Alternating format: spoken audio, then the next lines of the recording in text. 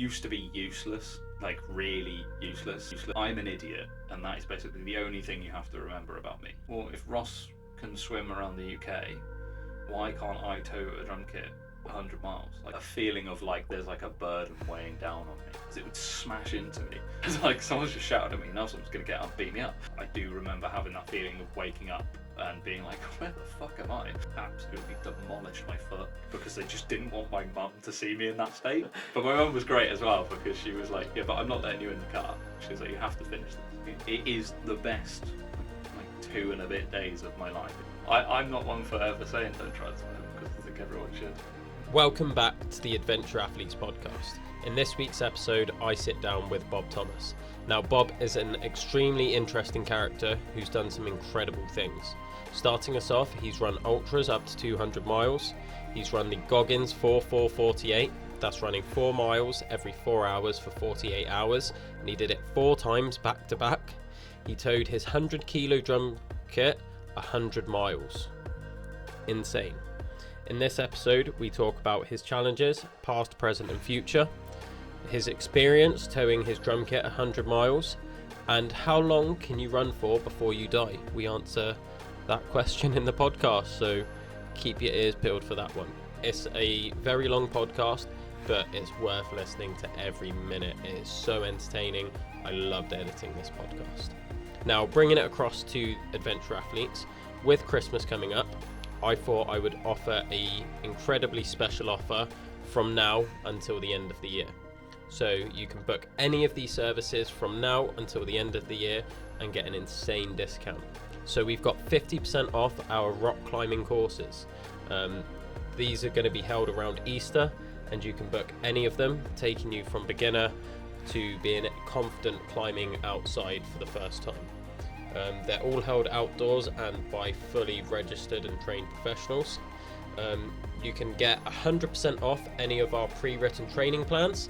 So yeah, we got a wide selection on there, and more come out every week. And you can also get your first month free of bespoke training. So that is a training program written by me. Usually the minimum commitment's 3 months, but at the moment we're taking on 5 clients, so you could be one of those 5 and get your first month free. Now, if you want to find out about any of those discounts, just message us on Instagram and you'll get your discount code sent directly to you. But for now, enjoy the podcast. So what I wanted to ask was just, how are you doing? Like, genuinely, like, how are you doing? If you would have asked me this question 2 days ago, the answer would have been way better than what I'm going to say now. Okay. Honestly, today I feel like absolute crap. I don't know why something is wrong at the moment, and I can't figure out what it is. I keep getting asthma attacks, and I'm weird because I don't get asthma when I exercise. I get asthma when I go to bed.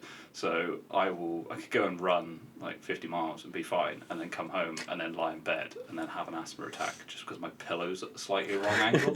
So that's fucked. Oh yeah, am I allowed to swear? Yeah, definitely swear. So I do that a lot. Yeah, so I've had 2 horrible days of training, and that absolutely kills me off at times. Like, I don't know, training's a weird one. So I've recently moved from Pembrokeshire up to Pontypridd, which has been amazing because I've joined a running club, I've joined a triathlon club, and it means that I'm running with people, but training can still be really lonely. And the last 2 days, a lot of my training has been on my own, and I've just sucked. Like, Monday, I went on the bike, and it was terrible, and then I was meant to do a 10-mile run. I got in my running gear, and then just sacked it off and didn't go. I've just felt like overwhelming guilt about that constantly. I was meant to go to track last night. I didn't do that. I fell asleep for 2 hours on my desk yesterday at 4:30. I was just like, I feel a bit weird. And I kind of put my head down on the desk.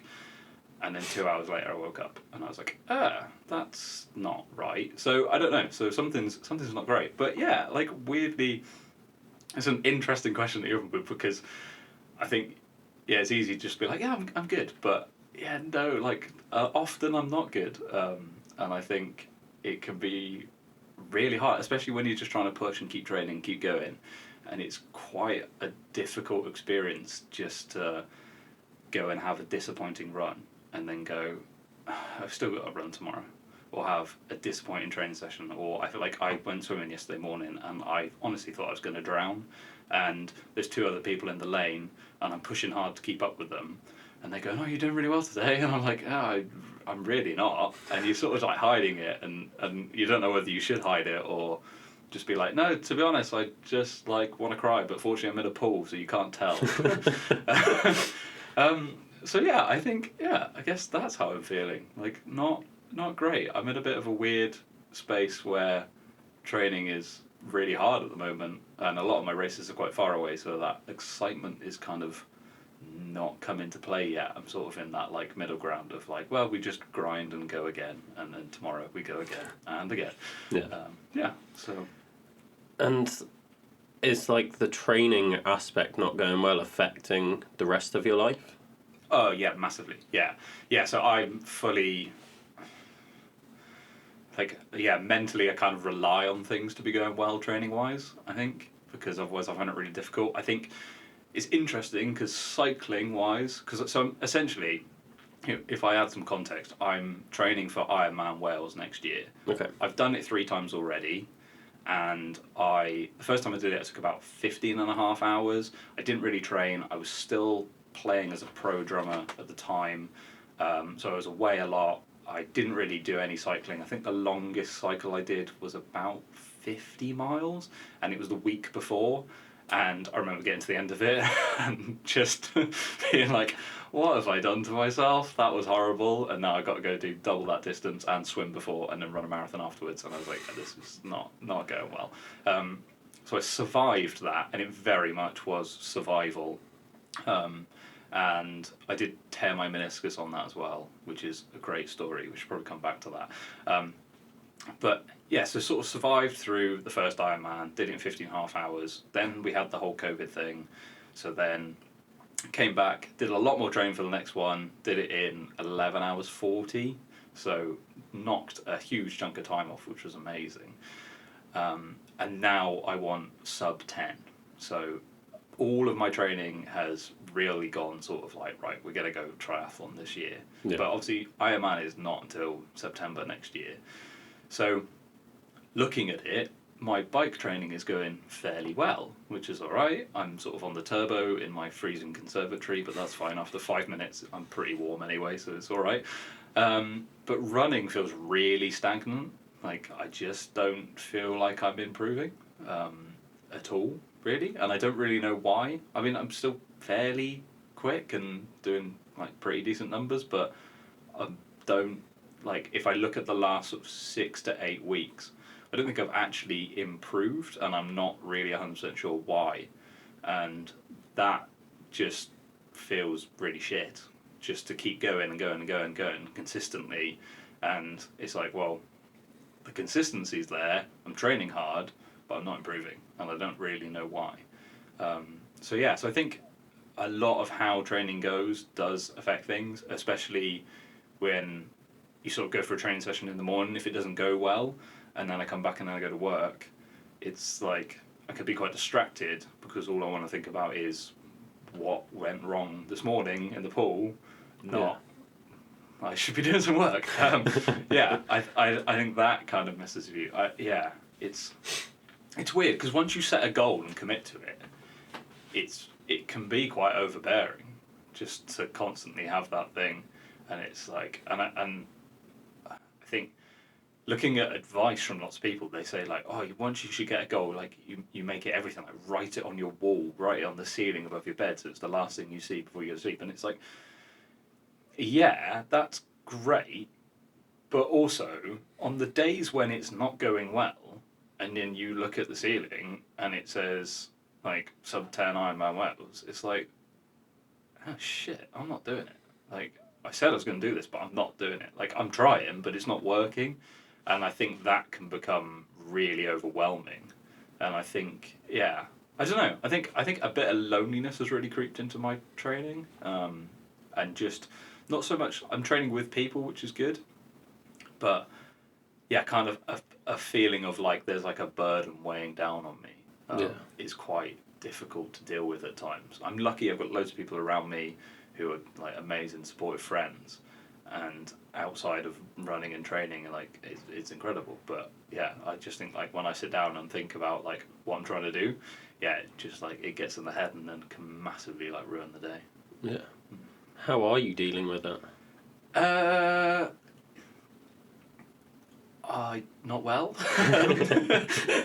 I don't know. I think I just sort of take it as it comes. Like the last 2 days, not well. Like if you looked at my phone, I've got a mate Brett, and I basically just like sent him. I think what did I send? It was yesterday, literally like midday. I sent him a message, and it was like, "Fuck today, I'm fucking done."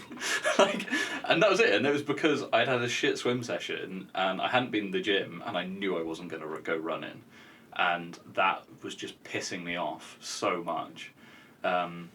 So I don't know if I deal with it well or not. I think I think talking about it is good. I'm just super lucky that I've got loads of friends around me who I can just like phone up and just be like, I'm having a really shit time, can we just get a coffee? And they will. So I'm so lucky in that respect that I can just like take myself away for an hour, 2 hours with a mate and just sit down and just be like, yeah, well, this is everything I hate about myself and why. And they're like, okay, cool. And I'll be like, cool, I'll go run again. It sounds like you put a lot of pressure on yourself. Yeah. But I also want the pressure. Yeah. Because otherwise I do nothing. I find it hard. So I used to be useless, like really useless. Like when I was in school, I was terrible. I just didn't care. I wasn't like a naughty kid. I wasn't like a little asshole, but I just kind of didn't really care. And kind of had like nothing about me. Like I liked playing drums. I knew I wanted to do that. So I kind of just did that only. Everything else just went. So there was no exercise. I didn't take care of myself. I didn't eat healthily. And I didn't really push anything else. Like I didn't try to be an interesting person or learn any skills. It was just like, well, I will just play drums and I will drive to a gig. I will play a gig. I will eat at McDonald's and then I'll drive home and then I'll go do the same thing tomorrow. And that was kind of it. And it was like I kind of put up this like facade that I was really sort of like on it, and I was like, yeah, I'm playing drums professionally. But it's like, it's when you say you play drums professionally, like all that essentially meant was that I earn all my money through the instrument. Like it's not like I was on these massive world tours or things like that. Like I was playing like pubs and weddings and things, which is great, like because it was earning money doing what I wanted to do. Yeah. But I think I very much used to like sort of like give this sort of like illusion that I was like way like better than I was. But there wasn't really any pressure at that time. Like all the gigs I played, I could do. Like I was good enough to do them. Like all I had to do was get in my own car and drive there, do the gig and drive home. So there wasn't really any pressure. Whereas now having that pressure of going like, well, I'm telling everyone I'm going to go sub 10 on Ironman Wales. Like I've got to do it now. Yeah. Like yeah, and I make a point of just keep telling people, like because then the more people that know, the more pressure there is. And I know maybe I don't deal with pressure that well, but I know it'll keep me going because I won't give up. Like there's no way. Like I might give up for 20 minutes, but then I'll have a sit down and talk to myself and be like, come on, you stupid twat, like get on with it, because I have to. It's what I want to do, and I know that like I've done other things in the past that like I've overcome that difficulty of training and got through the event, and what's on the other side is so worth it. It's like, okay, yeah, cool. Like if we're gonna do this again, we're gonna do it properly. We're gonna set a stupidly unrealistic goal, and then we're gonna go like mad, and we're gonna do our best to achieve it. And it's like, I was talking to my mate the other day about this, and he was like, it was really interesting. So I was over at his, and then I was driving home, and I had to leave to get back so I could go to the track session with the club. And as I was leaving this, I was like, I can't be asked to run, mate. I just cannot be asked today. And he was like, well, just don't. I was like, no. I was like, I will. I was like, I'll go home, and then at 5 to 6, I'll put my shoes on, and I'll go and do it. And he was like, yeah, but why? And I was like, well, because next September, when I stand on the beach in Tenby, getting ready to jump in the sea and freeze for about 5 minutes and then be way too warm because I push it too hard. Like there's going to be there's going to be a reflection of the year, and I can think essentially one of two things, which is right, whatever happens today, I put the work in this year. Like I'm either going to look back and go, yeah, like I tried really hard at track. I kept turning up. I kept doing this. I was in the pool. I was on the bike consistently. Or I'm going to think, well, right, I could have tried harder, like on the 28th of November. Like I could have tried harder on this day. Which, to be fair, yesterday I could have tried harder. And I know like days like yesterday and Monday will haunt me for weeks, and really mess with my head. And I have to go through that whole thing of like, okay, well, technically, like if I look at my year of training, I'm in a recovery period because I've got so long till the next race. So technically, no one training session is more important than my body being in a good place to consistently train. But when I'm sat on the sofa and I know that everyone else in the club is at the track, at that point in time, to have the perspective to go, well, maybe it is better if I rest today, is so hard. It's like I don't really have that perspective. I just sit there and beat myself up and just go like, no, you're just being a twat. Like you should have gone. You should have gone. You're not doing anything productive with your time. You literally just sat on the sofa, like with some toast. And that, yeah, and it's like kind of like that perspective. So yeah, I always think like when I'm when I'm on Ironman and doing it, will I look back on a year of training that I'm proud of, or will I look back on a year of training that I think, oh, I could have done better? Yeah. And I think I could always do. You can always do better because there's marginal gains and things, but I think it's the effort that matters. Like if I look back and go, I put effort in consistently all year, no matter what, like it's fine. Like if I go like, oh yeah, I put effort in, but actually like my training wasn't perfect because I didn't optimize this. Like that's fine. That's a learning tool. That's not a no. You're just a lazy prick, and like, you should have actually tried harder. Yeah. Yeah. Yeah. It sounds like a difficult one to deal with, but I 100% relate to it, and I feel like a lot of people are going to. I think like a lot of people do because loads of people put pressure on for races, and it doesn't matter what your race is. And I've got so I play in a band at the moment, and about a year and a bit ago, I'm not 100% sure on the timeline, but the keys player of the band, Josh, he was not really a runner, doesn't really do much, it's sort of not really his bag. But we just sat down and had a coffee, and he was like, oh, I think actually maybe I could do some running, like I want to like get healthy and things. Like he wasn't unhealthy, but he just wanted to add a bit of fitness in his life. And I was like, okay, well sign up for Cardiff Half Marathon, like do it now and I'll sign up with you. And he did it, and he went and he ran Cardiff Half. I think he did like 2:09. Absolutely smashed it, but like tried so hard. I remember we had a training session, and he was trying to figure out. He works this really weird job where his hours change all the time. So he might be working in the middle of the night, or he might be working like in the middle of the day, and he sleeps all over the place. And we were trying to work it out, and he wanted to do a longer run. I can't remember what it was. It was like it might have been like 11 miles. So it was pretty much like it was his last long run before the half marathon. And the only way we figured out we could do it is if he came up to mine and we started the run at like 10:30 at night.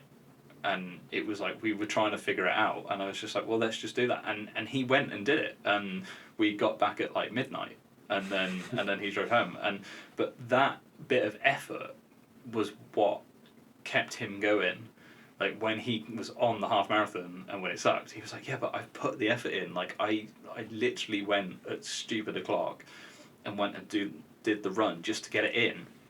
And he must have been battling mentally just to start doing all these things. And I think, yeah, so many people, and it doesn't matter what you're doing, there is that aspect of like, okay, like how do we juggle the feelings of like guilt and motivation and sort of just just the recovery aspect of it, because sometimes like running like hurts. Like you can go and run 5 miles and do it a bit too quick, and for the next 2 days you're really sore, and it's like overcoming that and all these things and how it impacts your day to day. And so I think a lot of people do have that, no matter what they do. There is that struggle of like just to keep going, and I think a lot of us maybe do fight that alone in our head, and it's probably better to start talking about it more. Yeah. It sounds like you've gone through quite an intense period of change. What do you think, like, when was the biggest period of change in your life and what caused it? So this is like clear. I can literally like define the day. So the biggest day of change was the COVID lockdown. So I was from about age 15. I was had a girlfriend who I was with until 21. I think, I don't know. It was like 7-ish years. But basically, she broke up with me. And then a week later, like exactly a week later, we went into full lockdown. And obviously, being a drummer, that was it. All of my work was gone. That was it. Everything was done. And yeah, that was the moment. I was just like, oh shit, like everything has crumbled. Like, because I at the time I thought I was set for life. I thought I was probably going to marry her, have kids, like move in, like all like done. Like this is it, it's done. And I was like, yeah, and fine, like drumming's going perfectly. And then within the space of like 7 days, it was like, okay, so right, I'm probably not going to marry her considering she's left. And also I've got no work now. So that was really weird, and I was fortunate I was still living at home at the time, so like I didn't really need to earn too much money. I could just earn like a small amount of money, and basically just just top up rent with my parents and just be like, yeah, okay, thanks for feeding me and stuff. So that was it. So I was like, okay. So then I sat for like a couple of days, feeling horrific about everything.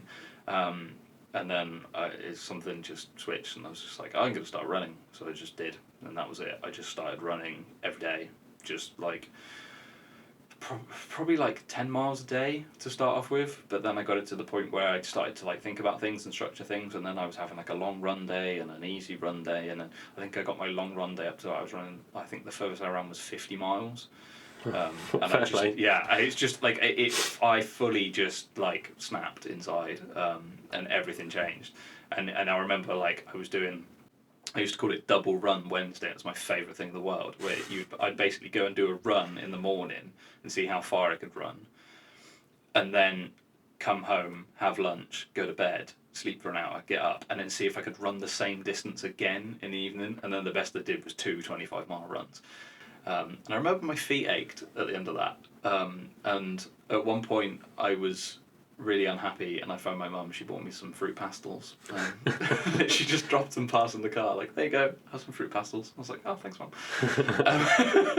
Get a package. Yeah. But my mum was great as well, because she was like, yeah, but I'm not letting you in the car. She was like, you have to finish this. I was like, okay, thanks. Yeah, cool. It's like, yeah, but that's real love from my mum, because she understood at that point. That's what I needed. She was like, yeah, if I let you in the car now, like you'll beat yourself up about it. Whereas if I make you run this last 6 miles home, like yeah, your feet will be broken, but like it's your mind that matters. So, so that's where everything changed, and then that leads us into my first like stupid challenge, which was when I towed the drums 100 miles. Yeah. So the reason for that was let's call it naivety. I mean, I always tell everyone I'm an idiot, and that is basically the only thing you have to remember about me. Like that's it. Like as long as you remember idiot, like you pretty much can sum up any decision I ever make. So when the lockdown happened, initially it was going to be 3 weeks. So it was like all this work had gone. But I remember for some reason there was one gig that they refused to cancel, and it was in Cardiff. And at the time I lived in Pembrokeshire, and from my front door to the venue in Cardiff, it was like exactly 100 miles. It was like it might have been like 100.2 or something, but it wasn't. It was like exactly. Wasn't even 101.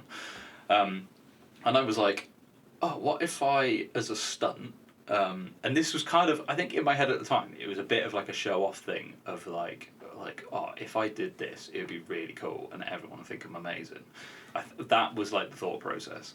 So I was like, okay, well in 3 weeks, I'm going to run 100 miles to my gig and I'll get my parents to take the drum kit and they can set up the drum kit, I'll run, we'll get there, and then everyone will celebrate me because I'm amazing. And that 100% was like, it was really like narcissistic, like I'm going to do something because it's all about me. And so I have a mate, Jack, who is the devil, and you'll find out why. So he basically, he's a drummer as well, way better than me. He's a pro drummer, and he's this guy like when you say like, oh, been on world tours. He has been on world tours. Like he's played for Paolo Nutini. Like he is a beast. What a legend. Yeah, I absolutely love him, but he's the devil. So we obviously all his work got cancelled as well. He lives down Pembs as well, so we were like, oh well, like we both got nothing to do other than my running that I've suddenly found a passion for. So we used to like jump on Skype and then just do like random things, like challenge each other to play things and drums to like keep our like playing fresh and stuff. And then I remember like telling him, I was like, oh, I'm gonna run 100 miles, and he's like, you fucking what? I was like, yeah, I'm gonna do this. I'm gonna like, and I explained, I'm gonna run 100 miles to the gig. My parents will take the drum kit, they'll set it up, and then I'll play the gig. And he was just like, no. He was like, it doesn't count unless you tow the drums. And I just went, yeah, fuck it, all right then, I'll tow the drums. And he was like, no, you do realise I was joking. I was like, well, okay, you said it now. He was like, no, I was joking. I was like, I don't care. I was like, that was it. And it just buried itself into my mind. And like at the time when saying that, like a part of me knew I was going to do it. And like I hadn't really understood that part of me at that time. Like up until this point, I was a useless person. So yeah, it did become that thing. That whole like, it was just all I thought about. Like I'd go to sleep thinking about it. I'd wake up thinking about it. I'd go on a run. I'd think about it. Like I just couldn't get it out of my head, and it was just this whole. It was kind of like this allure of like, but what if I actually did that? Like it would just be a bit nuts. And I couldn't imagine myself actually doing it, but I just knew I was going to do it. So I was like, yeah, okay, like let's do it. So I remember like talking to my parents, and I was like, I'm gonna do it. And my dad was like, yeah, sure, well done. And then, but like 6 weeks later, I was still like, yeah, no, I'm gonna do it. And they were like, well, yeah, you are running a lot. I was like, yeah, I know, because I'm gonna do it. And then lockdown got extended, which for me was a blessing in disguise, because then I got a whole year to train for it. Because they were like, yeah, no, you're not allowed out anymore. Like, yeah, that's it. Like, everyone stay inside. So I would just run. I had a 5-mile loop by my house, and I would just run it repeatedly, just over and over again. And then it was like, okay, well, like, how do I tow a drum kit? So then I had to start figuring that out. So that started to be fun. So the best thing was that I needed to figure out how much it weighed. So that was one of my favourite experiences. So there's loads of farms in Pembrokeshire. So I spoke to the farmer who owned the farm behind my house, and I was like, how would I get this weighed? And he was like, oh, well, we go down to this skip hire place who've got a weigh bridge, and we weigh our trailers, and then when we go and like bundle the hay or whatever, then we go and weigh the trailer again, and you take the difference. And I was like, how sensitive are they? He's like, oh, they're pretty sensitive, like to like a kilo, I think. And I was like, ah, okay. So I phoned up the skip hire place. I was like, can I use your weigh bridge? And they were like, yeah, but for what? I was like, I want to weigh my drum kit. And they were like, why? And I was like, let me explain. I'm going to tow it 100 miles. And they were like, okay, cool. Like, what, do you need a trailer? I was like, no. I'm literally like going to run and tow it. They're like, that's mental. They're like, yeah, go for it. Bring it down. So I drove down with the drum kit on the most horrific day. It was absolutely pissing it down. And then, yeah, I weighed the drum kit. I weighed the car with the drum kit in, and then unloaded the drum kit, and then weighed the car again, and we took the difference, and we figured out that basically the drum kit alone weighed 103 kilo. Oh wow! So I was like, oh, that's quite heavy. So that was fun. But yeah, it was just mental, and like lots of people at the time were like surely there's an easier way to weigh this, but like just trying to weigh things on scales because the drums are so big, like you have to hold them at a weird angle, so the scales would never register it, so I could never get an accurate number. So that was the only way I could do it. So we went down and did this, and like the entire all of their staff members were out watching me unload this drum kit in the pissing rain, just like, what is this idiot doing? And the best thing is my drum kit is in the brightest orange cases you can possibly buy, and it's just like luminous orange, and they're just like, what is this twat doing? It was brilliant. So figure that out, and I was like, okay, well, so now I need to tow it. So my thought was I needed something that could steer. So we got one of these pump trucks that they use at a farmer's market sort of thing. So it's like a flat bed, and then the wheels at the back are fixed, and then the wheels at the front are on a swivel handle. So we're like, yeah, that's what we're going to use. But the problem is that the handle just goes fully up and fully down. There's no brakes. So we had to figure all these things out. So my thought was, how can we harness it to myself? So then fortunately I had a mate who was good at welding, and I essentially just gave him the trailer for a few days, and he he took the handle completely off and then changed the way the bracket was so that it was square rather than round, so that the handle basically had hardly any movement. It was pretty much stuck at a 45-degree angle, and then he welded on this I guess a little bit of sheet metal in a U shape, and just put some D shackles on, and then I bought this harness, and then we just D shackled it to me, and it was so painful because it would smash into me. So then I bought a load of those what are the noodle things in the pool? Oh yeah, yeah, like a pool. Yeah, I'm pretty sure they're called pool noodles. Yeah. So we bought a load of those and hot glued them to it, so that I had a bit of padding. But the problem was it was so heavy that every time it hit me, they'd split apart, and then the metal would still just absolutely crush my back, which was great fun. So we did all that, and then there's a car garage in the same village as me called Gwine Garage, and I took it down there. I literally just because I had no brakes, and I was just I'm just going to tow the trailer down just randomly in the middle of the day, walk into their garage and be like, hello, can you put some brakes on this for me? Which was a genius idea, because if you roll up looking like the biggest idiot in town, people will help you for some reason. So I rolled in with this trailer, and I was like, how you doing? Any chance you could try and figure out how to put some brakes on this? And they were like, yeah, of course we can. That sounds great. So it was a challenge for them. So they figured it out. So they got these two sort of short bars. They were only 6 inches, and we wrapped them in handlebar tape, and then they welded it onto the underside on this little rotating clip. I don't really know what it was. I'm not much of an engineer, so I can't really describe it that well. But then we put it on a ratchet strap that you would use to tie a kayak to the roof of your car, and then we ripped the ratchet strap off.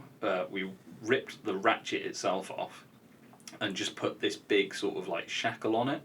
So basically, I just had to punch forward, and the harder I punched forward, the more the brake turned on. So we were like, okay, wicked, we've got some brakes sorted.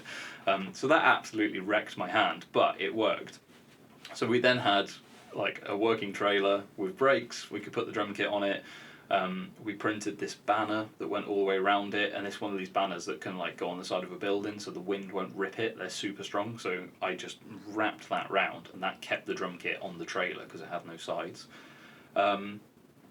And then yeah, we were kind of good to go. So I was like, okay, I need to train with this thing. So I had a bit of a home gym with some plates and stuff. So I used to put plates in bin bags and then put them on the trailer, and then do this 5-mile loop, which had about 600 feet of climbing, so it was fairly good, and it was on 2 hills, so you basically went up a hill and then across the top and then down into the next village and then back along the flat.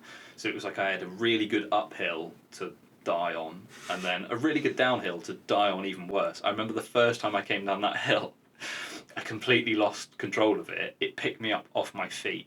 and I hit about 30 mile an hour, Jeez. which is one of the most terrifying things. And I got lucky because I basically, as I came down, the road swept to the right, and there was a load of gravel on the left, and I basically just dipped 2 wheels into the gravel, and it was enough just to like slow it down, and I just bumped and then just hit the hedge.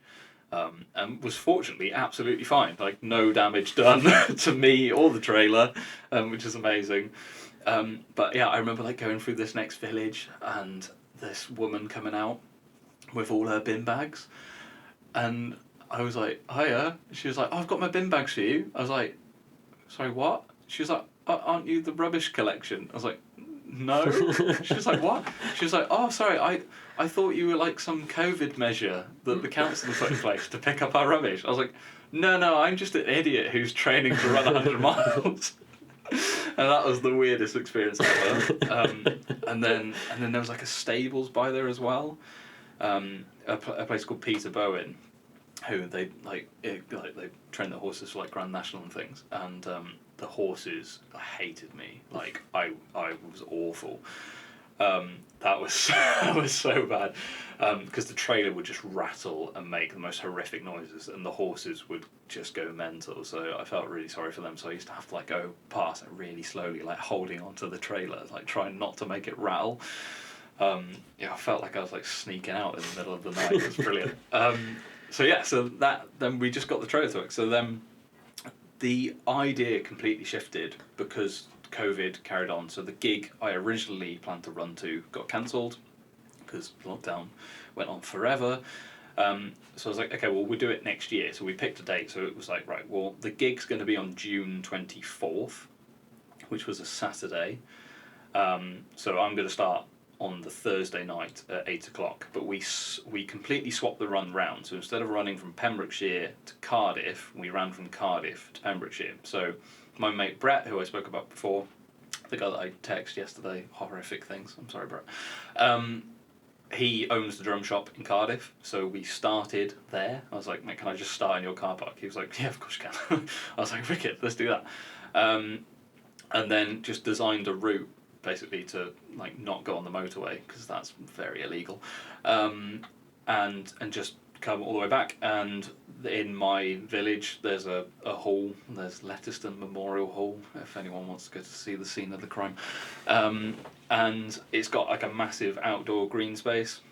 So I just asked if I could use that, and they were like, yeah, of course you can. And then I invited the entire village. I was like, if you guys want to come and see some live music, come along. And then they did a bar, and then my mate found out about it literally like the week before, and he was like, oh, I've got a big like festival stage. He was like, do you want it? I was like, yeah, of course I want it. So he brought that, and then I got myself tracks, and then they had like a big like LED screen, so then we put the tracker on the screen, and then they like, one of the guys on the support crew is like amazing with video, so he like live streamed me into like the thing, so there's like 200 people watching me on a giant screen, and I was like, hi guys, like I'm gonna be there soon, which was hilarious because I was like, I don't think I'd slept for like 60 hours at this point, so it was delirious. So we started on the Thursday night, and I had 5 of my best mates just come along in 2 support cars, and they were like walking in high vis, and we had beacons on the trailer and all this stuff. And yeah, it was just absolutely incredible. It was like it is the best like 2 and a bit days of my life. It took 47 hours, 2 minutes and 35 seconds complete. And it like it is, you see these things online every now and then when people go like, oh, if you could go back and live like one day, like what is that day? It's 100% like there is no other day. I'm like, every time I'm like, I want to relive that day. And although it was so painful, and there was like a hill that I vowed to come back and tell every square inch of it to fuck off, which I still haven't done. I don't think I will, but in the moment I was really unhappy with this hill. And yeah, just like crying and thinking I couldn't do it, and just having some horrible experiences. But it was the best thing ever. It was just me and 5 mates just having a laugh. Like at 2 in the morning, I remember being sat outside a McDonald's in Carmarthen, and they'd all gone into McDonald's to get some food, and I was parked. Yeah, parked is the right word. in the bus stop outside McDonald's on a camping chair with my feet on the trailer with a beacon going at 2 o'clock in the morning, and these boy racers came past and they like wound down the window. They're like, "You're right, mate." I was like, "Yeah, I'm pretty good actually." And they're like, "Go, see ya," and they just drove off. And I was just like, "This is really weird."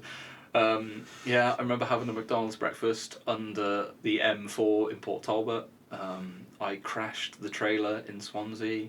Like, so many things happened, but it was just the best time ever. Only one person got annoyed with me, and that was within half a mile of starting. Literally came out of the drum shop car park, turned left onto the main road, and then this car comes past and is like screaming out the window at me to get out of the road and going nuts. And I was like, oh my god, is this how this is going to go? Is this what's going to happen? It's just going to be like 2 and a bit days of cars just going mental. But he was the only person. No one else. Everyone else was lovely. And it got even worse because I then got to this like big junction, turned right at this junction, and then this car came past, and then it came screeching to a halt in front of me, and I was like, oh shit, like, this is really bad. Like, someone's just shouted at me, now someone's going to get out and beat me up. I was like, maybe I could run them over with the trailer. I didn't think that. I probably did.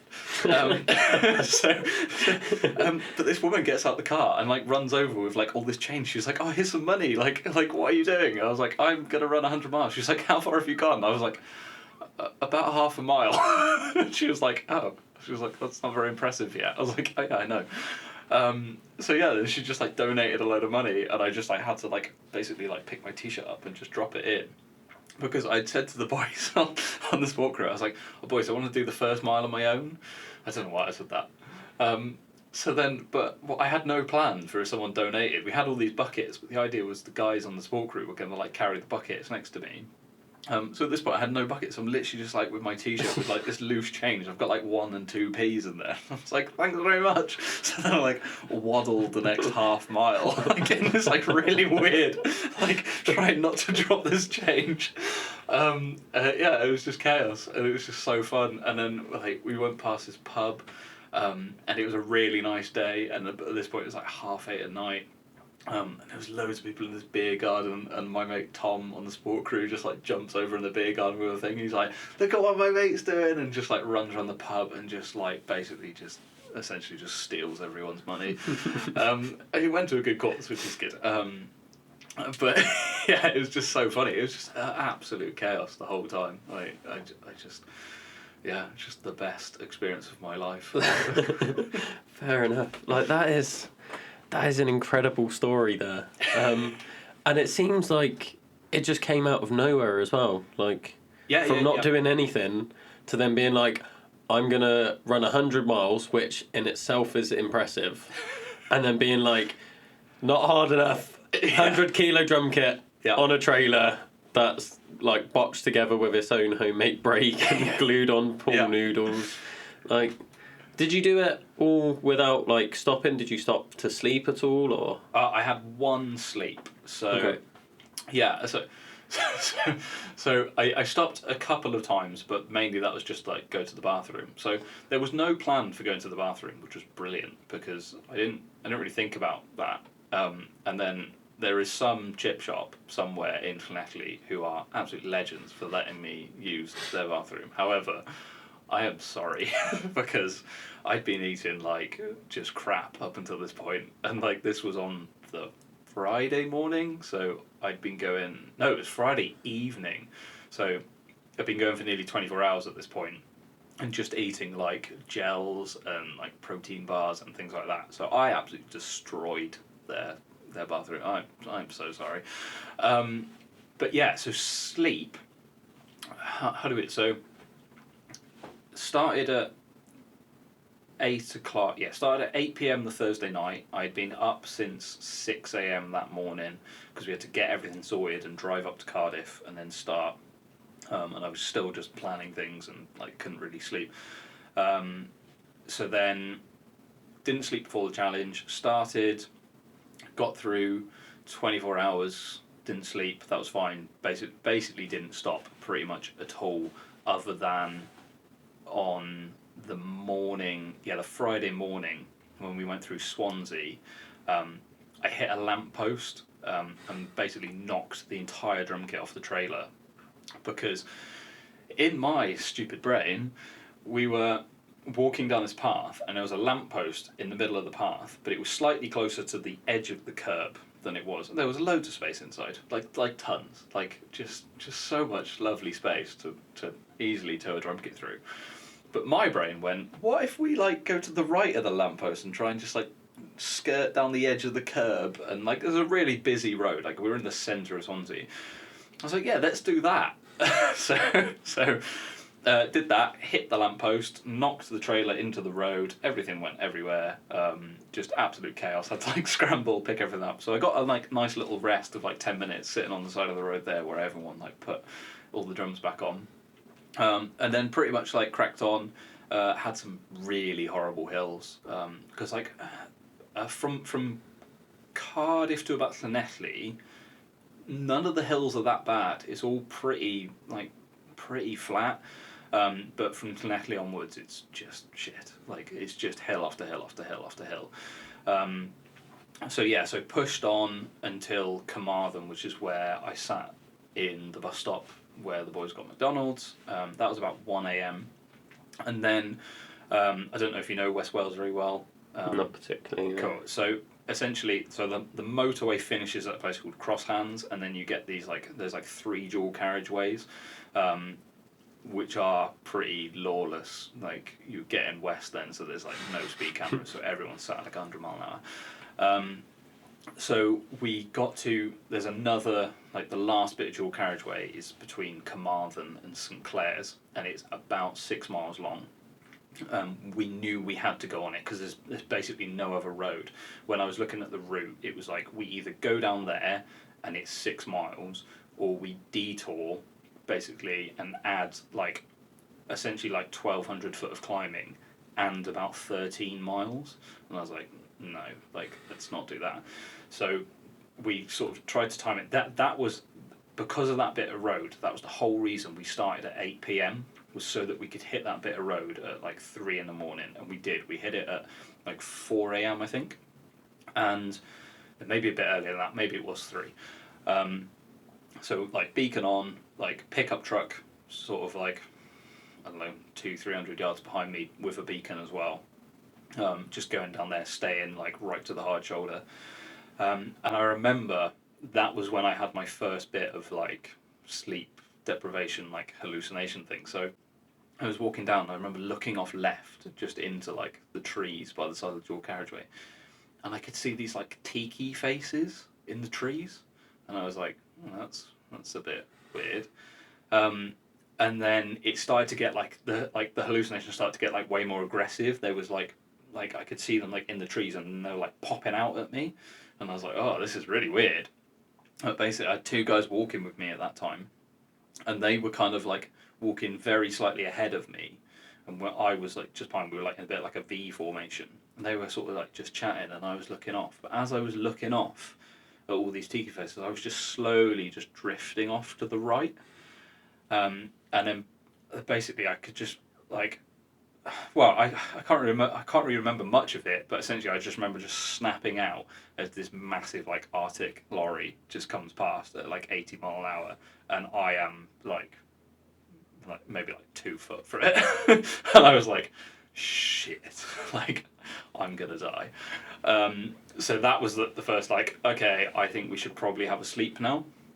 So we pushed on to the end of that dual carriageway, and I was like, right, what we'll do is, we knew it fairly well. There was a bit of a hill at the end of the dual carriageway, which was like nasty but not the worst, and then a nice like rolling downhill around a roundabout, and then a huge lay-by on the left. I was like, let's get to that lay-by. I'll sleep in the back of the pickup truck. So they were like, yeah, okay, cool, let's do that. So we pushed on for that. When we got to this hill on the dual carriageway, the harness snapped. Like, just completely, bam, snap. We were like, oh, fuck, what do we do?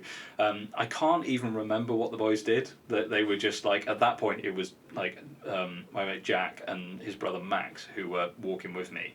I think we just got loads of duct tape and just did like a million like things of duct tape just around the harness. And that was enough just to hang it on. That was it. It survived the rest of the challenge. But at this point, I was tired. Like, I was worried I was going to die, and I was like, and everything's like kind of going wrong. I was like, I think I want to sleep. So I pulled over in this lay-by, and I was like, okay, yeah, cool. Well, we'll go for 10 minutes. I was like, right, set your alarm for 10 minutes. I'm going to put my head down. We had some like spare t-shirts and things, so I just lied on the back of the pickup truck and put my head on these t-shirts. But at this point, it's like 5:30 in the morning, and there is a ferry in Fishguard, which is basically where we were going. We were going to where I lived, which was Letterston, which was basically the last village before Fishguard, where this where the ferry over to Ireland is. So there's loads of lorries coming past. So for this 10-minute sleep, there's like a lorry like every basically 30 seconds, like vroom, vroom, and it's like full on like 60-mile-an-hour road, so it's loud. And then so the boys literally just sat on the floor. I remember it was like some weird assembly, like cross-legged on the floor, like just staring at the timer and staring at me, and they was just like looking up and down. And then I basically just didn't sleep at all. I kind of like 10 minutes of like dozing in and out. I must have actually fallen asleep at one point, because I do remember having that feeling of waking up and being like, where the fuck am I? And then the overwhelming of like, oh shit, like that wasn't a dream. So that was a weird experience, to wake up and then remember that you've got to carry on pulling some drums. But I was just done then. Like, that sleep killed me. I remember like the decision to go to sleep. I was like, I'm going to sleep because I think I should. I wasn't necessarily feeling too bad. I was having the hallucinations, and the trailer was fucking up, and that was annoying, and I did nearly sort of exit the world via articulated lorry. But after the sleep, I was just in a daze. I couldn't walk in a straight line. I just was like stumbling down the road. I just couldn't get any energy. It's really hard. I was just like, I was almost falling asleep walking. I just couldn't get it back. Just sort of like no matter what I did.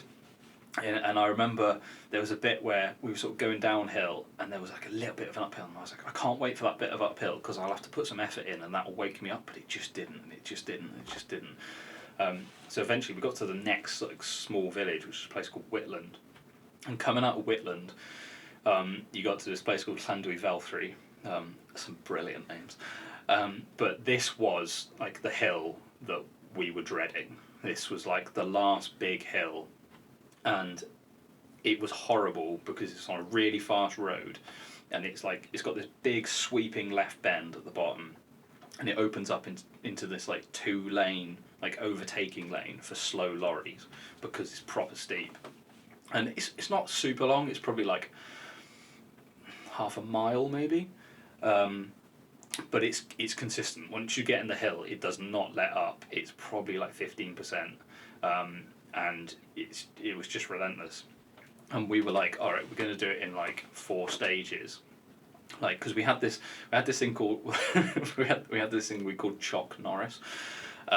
So we had no plan. So this is leading into really weird bits, but we had no plan for stopping the trailer on a hill. This was like a massive oversight. We started the thing, and then if we had to stop on a hill, I basically just had to lean forward. Sorry for the volume. Just lean forward, like as hard as possible, to counterweight the trailer and just hang off the harness, and that was the only way of stopping. But randomly, within like the first 4 miles of the challenge, we found this like hunk of metal that was like, we think it was some sort of like chock from like a trailer or something, like to just like, I don't really know. It might be like a hitch or something. I've still got it somewhere. It is my trophy for finishing it. But essentially, we found it was really heavy, and we just jammed it under the wheel, and it stopped the trailer. It was perfect, so I could actually stop on a hill, unclip from the harness, and like stretch out. So we were like, this is perfect. This is like, somehow we figured this out. So the plan was to do that hill in like 4 stages. So when there was another lay-by at the bottom of it, and at this point I was just so dead. I didn't even think I was going to finish it, and I was like, boys, I really need some like coffee or something. And when you get to Pembrokeshire, there's nothing. Like, nothing exists. It's not like I mean, there is like a McDonald's, but it was probably like 40 minutes away, and that's driving. So I wasn't moving very quick. So we phoned my mum at like 5 in the morning. It's like, "Hi, mum." It wasn't even me that phoned. I think it was Jack, and he would like they wouldn't let her speak to me. And they're like, can you bring some coffee? And my mum was like, "Yeah, okay, fine, I'll bring some coffee." So like, yeah, it must have been like 5:15 in the morning. My mum's getting up and like bringing this coffee. So she brought me an entire cafetiere of coffee, like just full, like.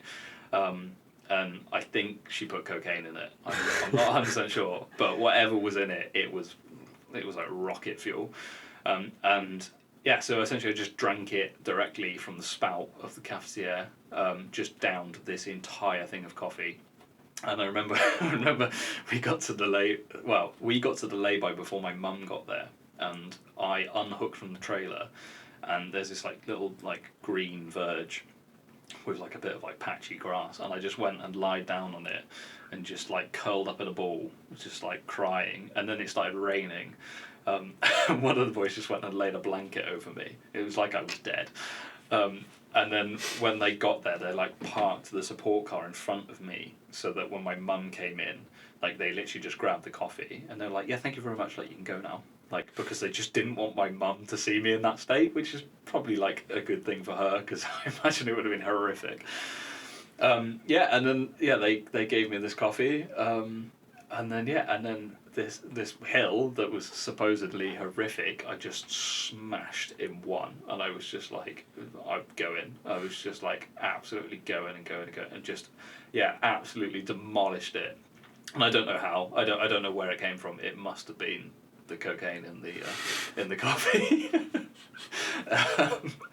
But it was like the most daunting hill, and I just remember just going up it and just feeling really good and just being like, what is going on? And that was it. Kind of from then I was like in like a good space, and it was kind of like once that hill was done, it was like kind of felt like home stretch. So then we rolled into Haverfordwest, which is like the main place. So that was like if you think about the route's like kind of like straight from Cardiff to Haverfordwest, and then it goes up like north to Letterston. So we'd kind of, once we gone to Haverfordwest, we had done like all the westward like movement, I guess you could say.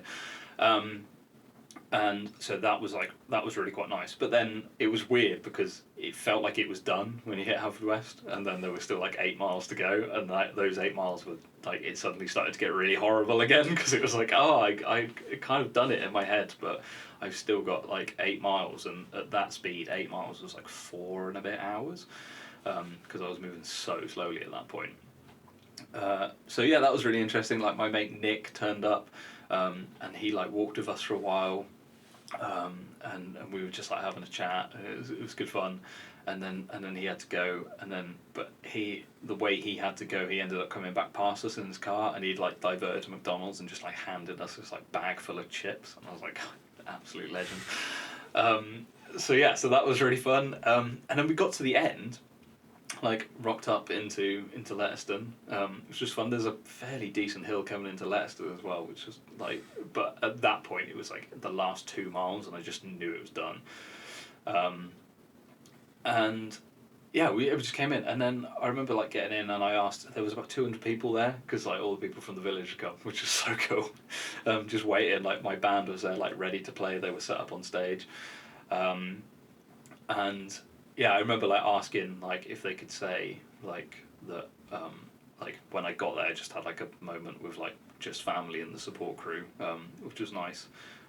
So that was like super chilled. And I remember like on the day, because we had the stage set up, and because we could track me and have this video thing, I had a load of my mates come and play. So like my mate Jody, and my mate Sam, they came and like played, like, because they're both like amazing singer-songwriters and really good musicians, so they came and played in the day and like entertained everyone. It was just awesome. It was just like really cool. I kind of wish I was there as well as pulling the drum kit. It would have been really fun to be there. But yeah, then so I sort of had this like 5 minutes with the support crew, like just it was basically just 5 minutes crying, just because like the relief of having done it, and yeah, that was amazing. And then I just like unhooked from the trailer, and then I just saw my mate like across the field, like just like maybe like I don't know, like 300 yards away or whatever. And I was like, "Oh, all right, mate," and I just sprinted, just flat out sprint over to him, and I was like, "That's really weird. Like the body feels fine." And yeah, and then that was it. Like as soon as it was done, like the brain just went like, yeah, it's done now. Like you can do whatever you want. So that was it. I was like flying around, like running, like no matter what. Like, and then I went and like set up the drum kit on stage. We played for like an hour and 20 minutes, I think. Like and I think I played fine. I hope. And then yeah, and then like even after that was still just like messing around, having a laugh, having a couple of beers. My house was like I don't know, like half a mile from the hall, so it was super easy to get home. I towed the drums home from the gig, and I helped pack down the stage as well. And this was at like 2 a.m, and then yeah, and then just got home, and then just sat in my kitchen at like 4 a.m. It was just like, oh well, that's that done then. And then yeah, but weirdly the body was fine. Like that was the craziest thing. Yes, yeah. I think towing like double your body weight, because like although the drum kit was 103 kilo, the weight of the trailer added it up, so it was about 165 kilo in total. And at the time I weighed just under 70 kilo. So it was like pretty heavy compared to me. But yeah, like weirdly, like there was no like because like I've run ultras and things, and when I've run them, like your legs absolutely kill at the end. Like it sucks. Like, but yeah, at the end of this, like my legs didn't really hurt. Like my back hurt because I was bruised, like just like completely, just from the bottom of my back to pretty much like the bottom of my shoulder blades, just from the trailer, like repeatedly just smashing into me. Which was pool noodles are not the comfiest thing in the world. That's maybe why we don't use them as like sofa cushions. But yeah, so yeah, other than like having a pretty bruised back, the body was like kind of fine. I was just like tired. I think I ran the next day. I think I did like 5 miles. And was like, oh, I'm actually like not too bad. How far had you run before doing this? Like, was that the longest you'd ever run? Yeah, so that was the furthest I'd ever run. So before that, so this is actually how I know Reese. So I decided that if I was going to run 100 miles towing a drums, I should probably do some ultra marathons beforehand. So I found out about Reese because of his Welsh Coastal Path thing. Which is, I say Welsh Coastal, like I should give it more than that. He got the record for the Welsh Coastal Path. He's a just his Welsh Coastal Path thing. Just that little thing. He didn't tow anything, so does it really count? So, yeah, I found out about Reese and I was like, oh, he's got like 6 races. Like, let's go and do that. So I signed up for all of them. I was like, let's just do the slam. That would be great training. But it was the year where COVID was like kind of starting to not be a thing. So it was 2021. But what happened is, the way I describe it is we had a lovely pizza of races, but COVID turned it into a calzone, which was a nightmare because, so essentially, instead of having one on the first weekend of every month, it was basically for 3 months you had one every other week. So I went and did the Howham, which was my first ever ultra, which was 30 miles. Pretty good, pretty happy with that. That was cool. And then, I think 3 weeks later, we did what was called the North Canham at the time, which doesn't run anymore. That was 50-mile canal race. I did that. Then the next week, I did the drum kit tow. And then the next week, I had another 50-miler, which was the Edam, which was his 50-mile. This one's horrible. So yeah, that was kind of my extent of running at that point. I had run the 50-mile, just on my own when I did that double run day thing. I'd done that before, so 50 miles was the furthest I'd run. I'd never really done any more than that. And I'd done one Ironman before then, which I don't know if that counts as much. But It yes, definitely yeah. counts for something. It counts, yeah. I had a Like- sore ass from the bike. Ironman in itself is like an incredible challenge that like not a lot of people do. Yeah, it's a different challenge because it's like it's very different to running an ultra. I think running an ultra is harder. Some people are gonna hate that. Oh, some people are gonna hate that. I'm gonna really enjoy loving these clickbaity snippets for Yeah. Instagram. Running an ultra's harder than an Ironman. Right, there you go. Snip it out. Yeah. See how much hate I can get on one video. Yeah, I think it is. Like, Why? because running sucks. Because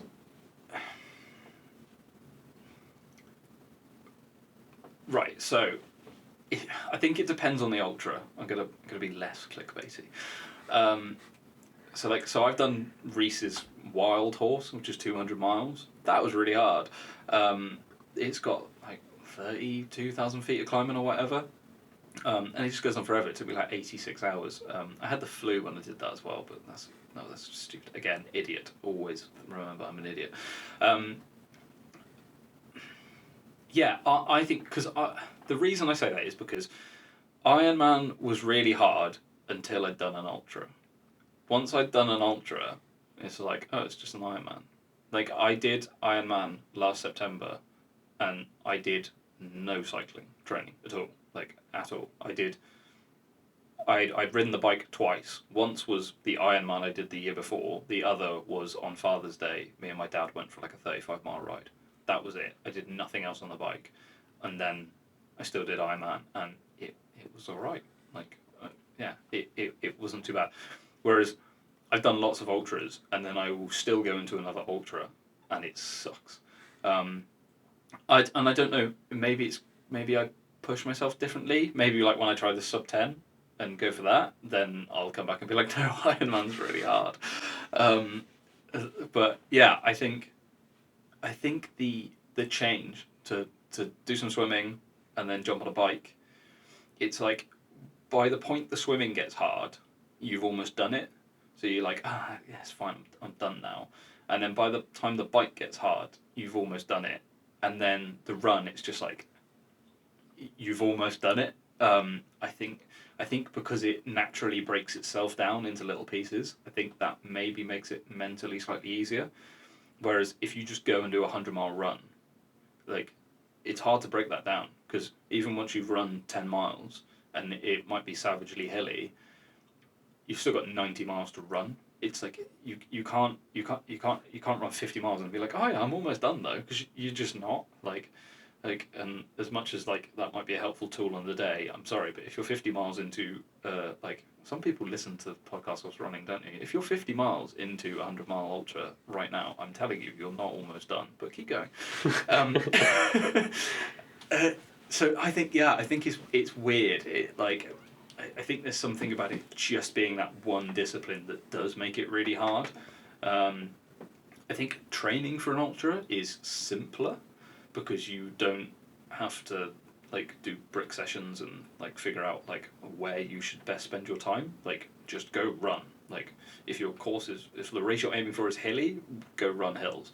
If it's flat, run flat, but also run some hills for leg strength. But like it's quite a sort of linear process of like, oh yeah, I'm gonna go run that far. Okay, I just need to keep running on a similar terrain and run often and just slowly increase the mileage. It's like fine. Whereas with Ironman, it's like, right, okay, well I need to like think about like the bike is quite hilly, the run's quite hilly, and then like the swim is in the sea, but like it's not that easy to train in the sea all the time. Like sometimes you've got to train in the pool. So you go, okay, I'll train in the pool, and then you start to like get all your times in the pool. And you go, oh, my times are looking good, but you push off a wall every 25 meters, and it's like, or like if you like, so like I've recently changed pools. I've gone from Cardiff International Pool, which is 50 meters, to a pool in Pencoed with a tri-club, and I'm doing better. But is that a little bit skewed because I've gone from a 50-meter pool to a 25-meter pool? Like I get to push off the wall twice as much. Like I get to use my legs. Like, and I'm not gonna lie, when I get to the wall, I push off really hard, because it makes it so much easier. Like it takes like a stroke away every length. so there's like all these factors of which I think make the training much more involved and harder to figure out for a triathlon. But I think the event on the day is possibly easier. Fair enough. So, clickbait aside, it does make a lot of sense. To be fair, just the monotony of running, I find very tedious myself, and I can imagine everyone does. I can't imagine people out there not finding running monotonous. No, yeah, I think there's always going to be a point. I mean, like I do love running. Like there is times when you just go for a run, it's just like, this is incredible. But like, yeah, it is just the same motion over and over and over and over again. Like no matter what. Like yeah, I think everyone, no matter how much they love it, will get to like a point of just like, this is just sucking now. But that's also fine, and like that's a good place to be sometimes. Like it's good mental training. And it's interesting how the mind really messes with you. Like I love that. Like it doesn't really matter what you set out to do. Like it, like that last sort of like between like having completed sort of like 75 to 90% of it is always so hard. It's like if you run a marathon, like between miles 19 and 23, suck. If you run 50 miles, miles 19 to 23 are probably like, you don't even remember them. But miles like 43 to 47 suck. If you run 100 miles, miles 43 to 47 you probably don't even remember. But mile like 91 to 96 suck. It's like, why? Like, and it's the brain. It's the brain just going like, you're almost there, but you're not yet, so we're going to fuck with you. And it's just weird. Like, and I've even had it on like, I'll go for like a 10-mile like training run, and like mile 6 to 7 sucks. It's like, why? Like it doesn't make any sense. It's just that kind of thing of like you're almost there, but you're not almost there. So it kind of plays with you. Yeah. Yeah. Something I did want to talk about, and I found this so interesting when I was looking at your Instagram profile, Okay. is the 4448. Oh yeah. Because that's on my list of things to do. Okay. And then I was looking at it, and specifically looking at it this morning, the 2 times you've done it. Yeah. And I was like, he's just making a joke out of this by this point. Like, the first time you did it, you added on an extra day, because you got to the end and was like, I could keep going. Yeah, I did, yeah. And you just did extra. And then the second time you did it 4 times back to back. Yeah. Like, why? Stupidity. So, the first time I did it, I can't remember why I added an extra day. I think I did it, and then like the next 4 hours came round, and I think I booked off 3 days from work to do it, or I did it on a weekend, but then I had the Monday off anyway, or something like. I basically picked a really easy time to do it, essentially, and then I think I like did the whole thing, and I was like, oh, I'm done now. And then the next 4 hours came around, and then like 10 minutes before the 4 hours, I was like getting like really itchy. I was like, I should go run, and I was just like, wow, fuck it, like why not do another day? So I just did, and yeah, it was fine, and then. Yeah, and then it basically, like, I thought it was cool. It's a good laugh. I'm quite a fan of the Goggins. Like some people hate him, but like I don't really get why. I don't really know what he's done wrong. Like, but yeah, I think his laugh. I think the challenge is cool because I think it's interesting. It's different. It's like so many people like always like, oh, the 4x4 is not like very hard, and it's like, well, like technically on paper, no, it's not that hard. Like, but it is just different and interesting. Like, it's 2 days that you're never gonna spend 2 days like that again, really. I mean, unless you did it every year. But do you know what I mean? It's like a new experience. So just go try it. Like, have fun. Like, if you don't like it, like, fine, fuck off. So yeah, so I added the day just because like it got like 10 minutes before. It was just like, let's just do it. Like, that'll be fun. And then, but he does it like every year. I think it's in March. I think. Something like that, yeah. Yeah, that's a guess. But he does it like on a weekend in March. And now I do it very slightly differently. I changed the time. Now, I guess it's for everyone else to judge whether this is cheating or not. But I think he does like. He either does. I can't remember which way around. He either does like 8 o'clock, midnight, 4 o'clock, which is I think what he does. Whereas I did 10 o'clock, 2 o'clock, 6 o'clock. Now the only reason I did that is because at the time, when I did it, I was teaching drums, and it worked out that my drum lessons would finish at 6 o'clock, so I could do it then. It may be the other way around. Whatever it was, I did it like 2 hours out of sync with everyone else, just because it worked with my work at the time. And then, yeah, because he does it all together, I was like, oh, that would be cool, I'll do it all together. I was like, but like, I've done it before, and I've done it for 3 days, so there's no point doing it for 2, because, like, what's the point? Like, I want to experience something different. So I was like, okay, well, let's do it for a week. So the original idea was to do it for a week. And then, do you remember a while ago I said Jack is the devil, because he was the idiot who said, it doesn't count unless you toe your drums? Well, there's a reason I did it for 8 days, not 7. So... yeah, it was fine. It was fine. Like, you just sleep at really weird times. But yeah, so I did essentially 6.5 days, and then I was about to like finish the 7th day, and I was speaking to him about it, and he was like, "Oh, I've just worked out that." He was like, "What are you calling it?" And I was like, "Well, I'm not really calling it anything." I was like, "But if you work it out, it was like the 4x4x168 because it's 168 hours." And he was like, yeah, that's crap though. He was like, what you should do is you should add another day.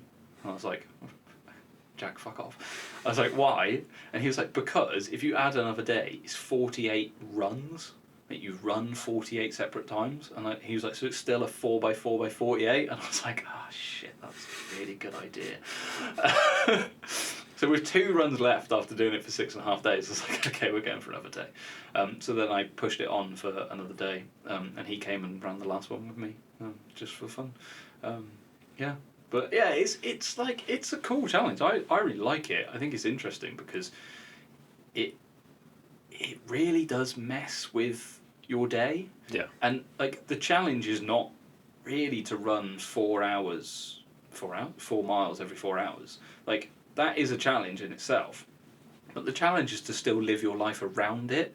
I think it's more of like a scheduling problem than anything, because it does become hard. Like when you wake up at 2 in the morning to run and you go run for 30 minutes, like, okay, it sucks because your alarm goes off at well, I mean, I cut it like really close. Like, my alarm would go off at like 2 minutes to, and I would get up, like my shoes would be like ready by the bed. I'd just like drop it. It was like Wallace and Gromit, like honestly, like, yeah. And I'd literally just be in my clothes and then out the door. So, like, yeah, that sucks. That moment of when you wake up and you're like, oh my god, I'm in like this bed is really comfy. It's really warm, and I can hear the wind outside, and I think it's raining, but oh well. And then, but like, as soon as I have this thing of like, it only sucks for 2 minutes. So if you ever go for a run and it's raining, like, it only sucks for 2 minutes, because after 2 minutes you're pretty much as wet as you're gonna get. Like, if it's cold, you're only really cold for 2 minutes. Like, you've warmed up by then. So like, I pretty much just be like, can I deal with 2 minutes? Yes, I could deal with 2 minutes. Okay, fine. Once you're in it, you're in it. Whatever. So that'll push through. But then when you get back, it's like you've woken yourself up. So it's hard to get back to sleep. But then also, like, do you shower? Like, do you eat? Do you, like, that's when it, like, really messes with you, because you're like, well, I don't know what to do. It's like, I've run 4 miles, but I haven't really run it that hard. It's cold outside, so I haven't really, like, sweat a crazy amount. Like, I've got to run again in 4 hours. It's like, it's all these, like, little things. I think that's where the real challenge lies. And then especially when you do it for 8 days, like, I couldn't take 8 days off to go to work. Like, yeah, okay, like, I did, like, time it super well so that I essentially got 2 weekends out of it. But it's like, I've still got to go to work. Like Monday to Friday, I still had to like go to work and things, and it's like trying to figure out like how you do it. And I think that's the real challenge of it, and that's where it's really interesting. And I think the challenge shows people more that like no matter what's going on in life, you can fit your exercise in. Like you can find a way to fit your training in. Like you just have to think about it, and I think that's where the challenge is. And I think some people maybe miss that. Yeah. I've never thought about it like that, to be fair. So that is a new perspective for me. It's interesting. When are you going to do it? I haven't set a date yet. Oh, It's on my list. set a date. A day to pick a date now. Right now? Yeah. The thing with me, right, I'm not making excuses, but I can't fit it around work with my timings because I coach gymnastics and it's a 5-hour shift. Okay. So I can't leave in the middle of that 5-hour shift. Okay, yeah. Oh, yeah, I get that. And then weekends is even longer days. Okay. So you have to take days off, essentially, to do it. Okay. And then where I coach gymnastics, it's really hard to take days off. Okay. So that's where the issue lies for me. But I am, next time we have a bank holiday where I don't have one of my other many challenges planned, that's when I'm going to do it. Okay, cool. Because I'll start Sunday as soon as I finish work. Yep. I'll do my first run. And then go through the rest of Sunday. I've got bank holiday Monday then. And then I've got until Tuesday evening to get it done. Yeah, cool. So I need to actually look at a calendar and look. Yeah. That's a bank holiday. Yeah. Because I think like you can pick your 48 hours. I think that's like because there's probably ways of making it easier. So yeah, actually, I just thought about that. I think everyone should. Well, if you do the first run at night, you would have to do like way more night runs, wouldn't you?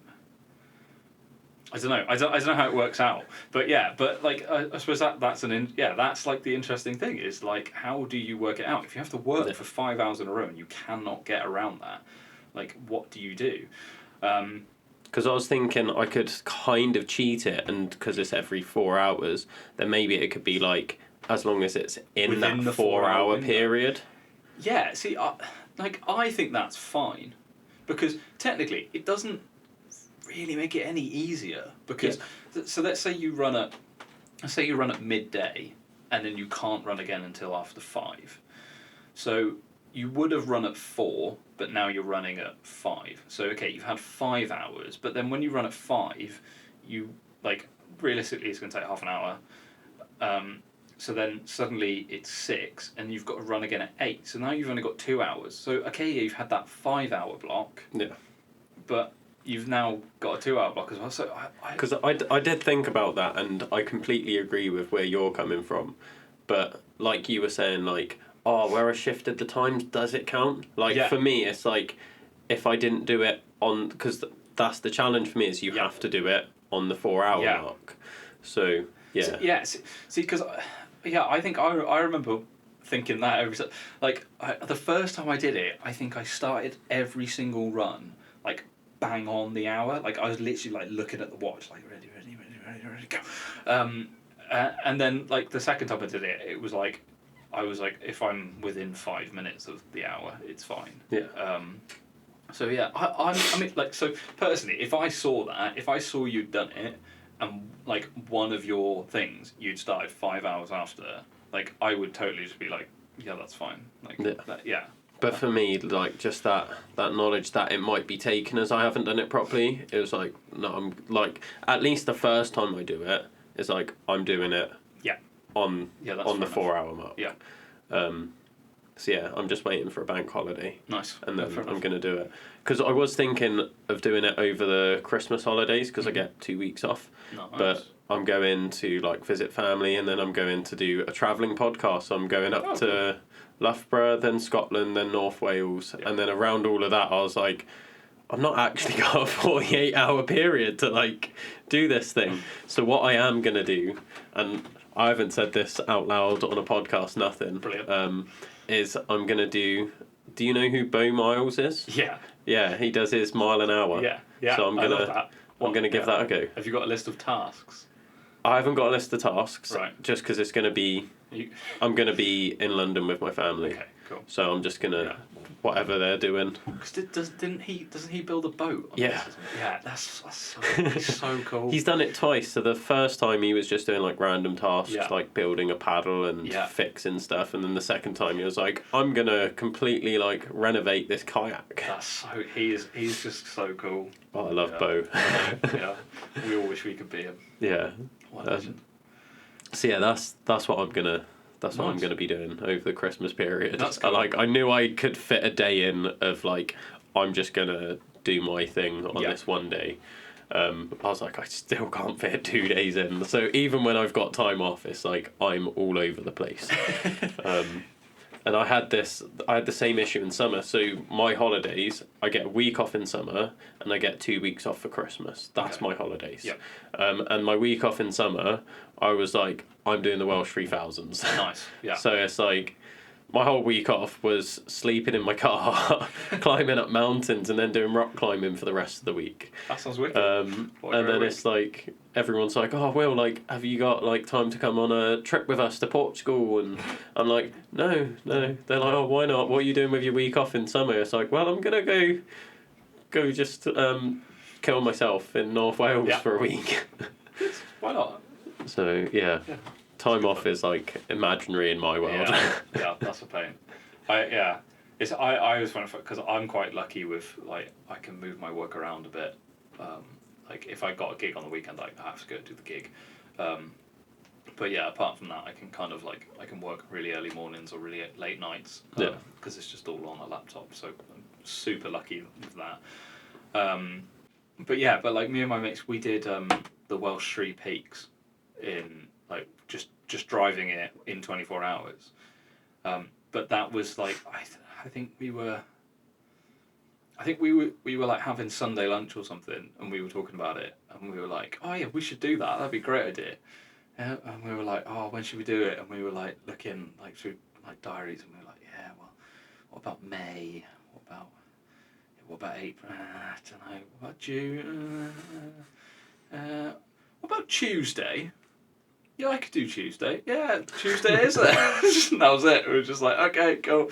2:00 Tuesday morning, up in the car. Boom, let's go. Snowdon. That was it. And then we just went and smashed it out. Done. Came home. Like, nice one. Had a pizza in Merthyr. And then that was it. It was just done. It was just like, oh, there we go. Cool. Yeah. Nice and easy. Just so random. But I like the weird challenges. Like that really interests me. I think that's, I don't know, that's why the 4x4x48 was fun. Like, that's really cool. Have I done any other weird ones? Oh, I did a thing called the November Beast. Okay. That was good fun. So you run a mile for, like, and then you add a mile every day for the entire month. So you do it in November. Oh, like the calendar club thing. Yes, probably. Yeah, it's you run the amount of miles as the day of the month. So day one's a mile, day two's 2 miles, day three, all the way up to 30 miles. Yeah, so I did that. That was really good fun. That was like 465 miles in a month. There's someone now who's doing that every month for the year. Oh, that's so cool. every month he restarts and does 1 mile, 2 mile, 3 mile, all the way up to like 30, 31. And then the next month comes and then he starts it again. And he just keeps doing that. Yeah, that's cool because that's an interesting way to recover because obviously like the first like 5 days, like you will get a lot of recovery. You can cheat, like you can be interesting with that. So like this is ways you can come up with strategies. So so it's really funny because I was talking about this challenge because someone I'm in like a group chat for like a recce of a race that I'm not even entered to, but no one in the group chat knows that. But they were saying about doing one of these like monthly accumulator things, and he's like, I can't decide whether to do miles or kilometres, and like my one response was, do miles. You have to do miles. Like, what's he playing at? But then in that discussion, I was like, well, there's ways you can be like really strategic. So like I think day 23, I started day 23 at 1 minute past midnight. So I did my 22 miles whenever, I can't remember when, but like at some point within the day. And then as soon as it ticks over to the 23rd, I went and smashed out 23 miles. So then I was done by like 3:30 in the morning, came home, slept, I think I worked it out, so it was like that day was like a Saturday, so then I slept in on the Sunday, had a nice recovery, but then because it was like that run was done, so then Sunday I essentially had a rest day, and then I got to sleep again, and then get up and do the 24th. So it's like a cheat way to get in 24 hours of recovery, because you can like that might be cheating, but I mean by like technically it's not, and you can sort of like take those things. That challenge was really difficult, and I remember I got shin splints on it, and by like I think it was like day 21 I'd had shin splints, and also I like completely demolished my shoes. So I remember buying a new pair of shoes on like day 23, but then like my first run in a new pair of shoes was 23 miles, followed by 24 miles, followed by 25, and they just killed my feet. I was just blisters everywhere, and I'm usually really lucky with blisters, but I bought Hokas, so don't buy Hokas. Well, depends. If you like Hokas, buy them, but my advice is don't, because they just wreck my feet. But like, I mean, it's not the kindest test for them to buy them and then immediately run 23 miles in them, especially probably with bad form, having already run however many miles that month. But yeah, again, like that was another challenge. I think that one was easier than the 4x4x48 because you could just schedule it and you could just be like, okay, well, as soon as I finish work, I'm just going to go run for 4 hours. Like, and that's like, although that's difficult to do, like logistically everything else around it is kind of not super difficult. It's just like you just got to pick a time to start and go and do it. Yeah, there's so many fun challenges out there. I just want to find more. I just want to find some really weird ones. Yeah. I quite like those like little quick ones that you can do, just like in a day. They're really cool. But then like the other big challenges, like yeah, I've got loads like stored away in the back of my mind that I want to eventually try and do. I'll be talking with you about this off air because I'm after talking with so many people and like I've got this project going, the 12 Labours project, 12 really hard challenges based around the story of Hercules. Cool. And the more I talk to people about it, like at first everyone's like, oh my God, that's amazing. Like, what are the challenges? And I'll tell them, they're like, oh my God, they're so hard. And then from doing the podcast and talking to more people that think like me, and then they're like, that's not a challenge. And I'm like, what? They're like, yeah, because like 4x4x48's on there. They're like, that's not hard enough for it to be on this list. Like, you've done things that are harder already, and then the stuff that you're doing on the side of your 12 Labours project now are harder than that. So you need to make it harder. Otherwise, what's the point? And then I'm like, oh, fuck, you're right. I do need to make him harder, so I'm going to be picking your brains. Okay, cool. No worries, I've got tons. It's really annoying. So you have to keep thinking of harder things. And it's... But, like, they don't just have to be hard, they have to be interesting. Like, I think... Because, like, so for example, like, I've run 200 miles, which is, like, it's cool. I absolutely loved it. It was an amazing race. I had so much fun. But, like, I'm not sure if, like, just going and running 300 miles really excites me that much. Yeah. I think there has to be like a different element, and I think that that's when it gets interesting. Like, and just trying different things. Like, I want to do a swimming challenge. Like, so like the swimming challenge I want to do is I want to swim to Ireland, but like you can obviously if you swim from Wales to Ireland, you can like pick your spot. So it's like really short. I think the shortest route it might be like 38 mile. However, if you look at Wales on a map, it's like a big, like, I guess like half, so like semicircle. But if you pick like the innermost point and then like the furthest point of Ireland, it's like 78 miles or something. So I'd want to do that because that's more interesting. It's like just double the challenge. Why not? Yeah, because it's like swimming. Like if I swam from like Fishguard to Rosslare, I think it's like some of the closest points, which is like basically what the ferry does. it's like it's not that much more than swimming the channel, so like it's not really that interesting. But then if you do like the other one, it's like, well, it's like triple it, and it's like, okay, well then you've got an interesting, because there's no way I can swim that far in one go. So then, okay, well, I need a support crew, like, and then also like it has to be accurate. I can't like swim like 6 hours on, 6 hours off to get the tide, and then jump in a boat and just like randomly float off and then start from a different point. I've got to start from exactly the same point again. So like, how do we figure that out? Like, we need the most accurate GPS we can get. Yeah. And it needs to be tracked, and and then that makes it more interesting, because then you're just like, oh, how do we figure this out?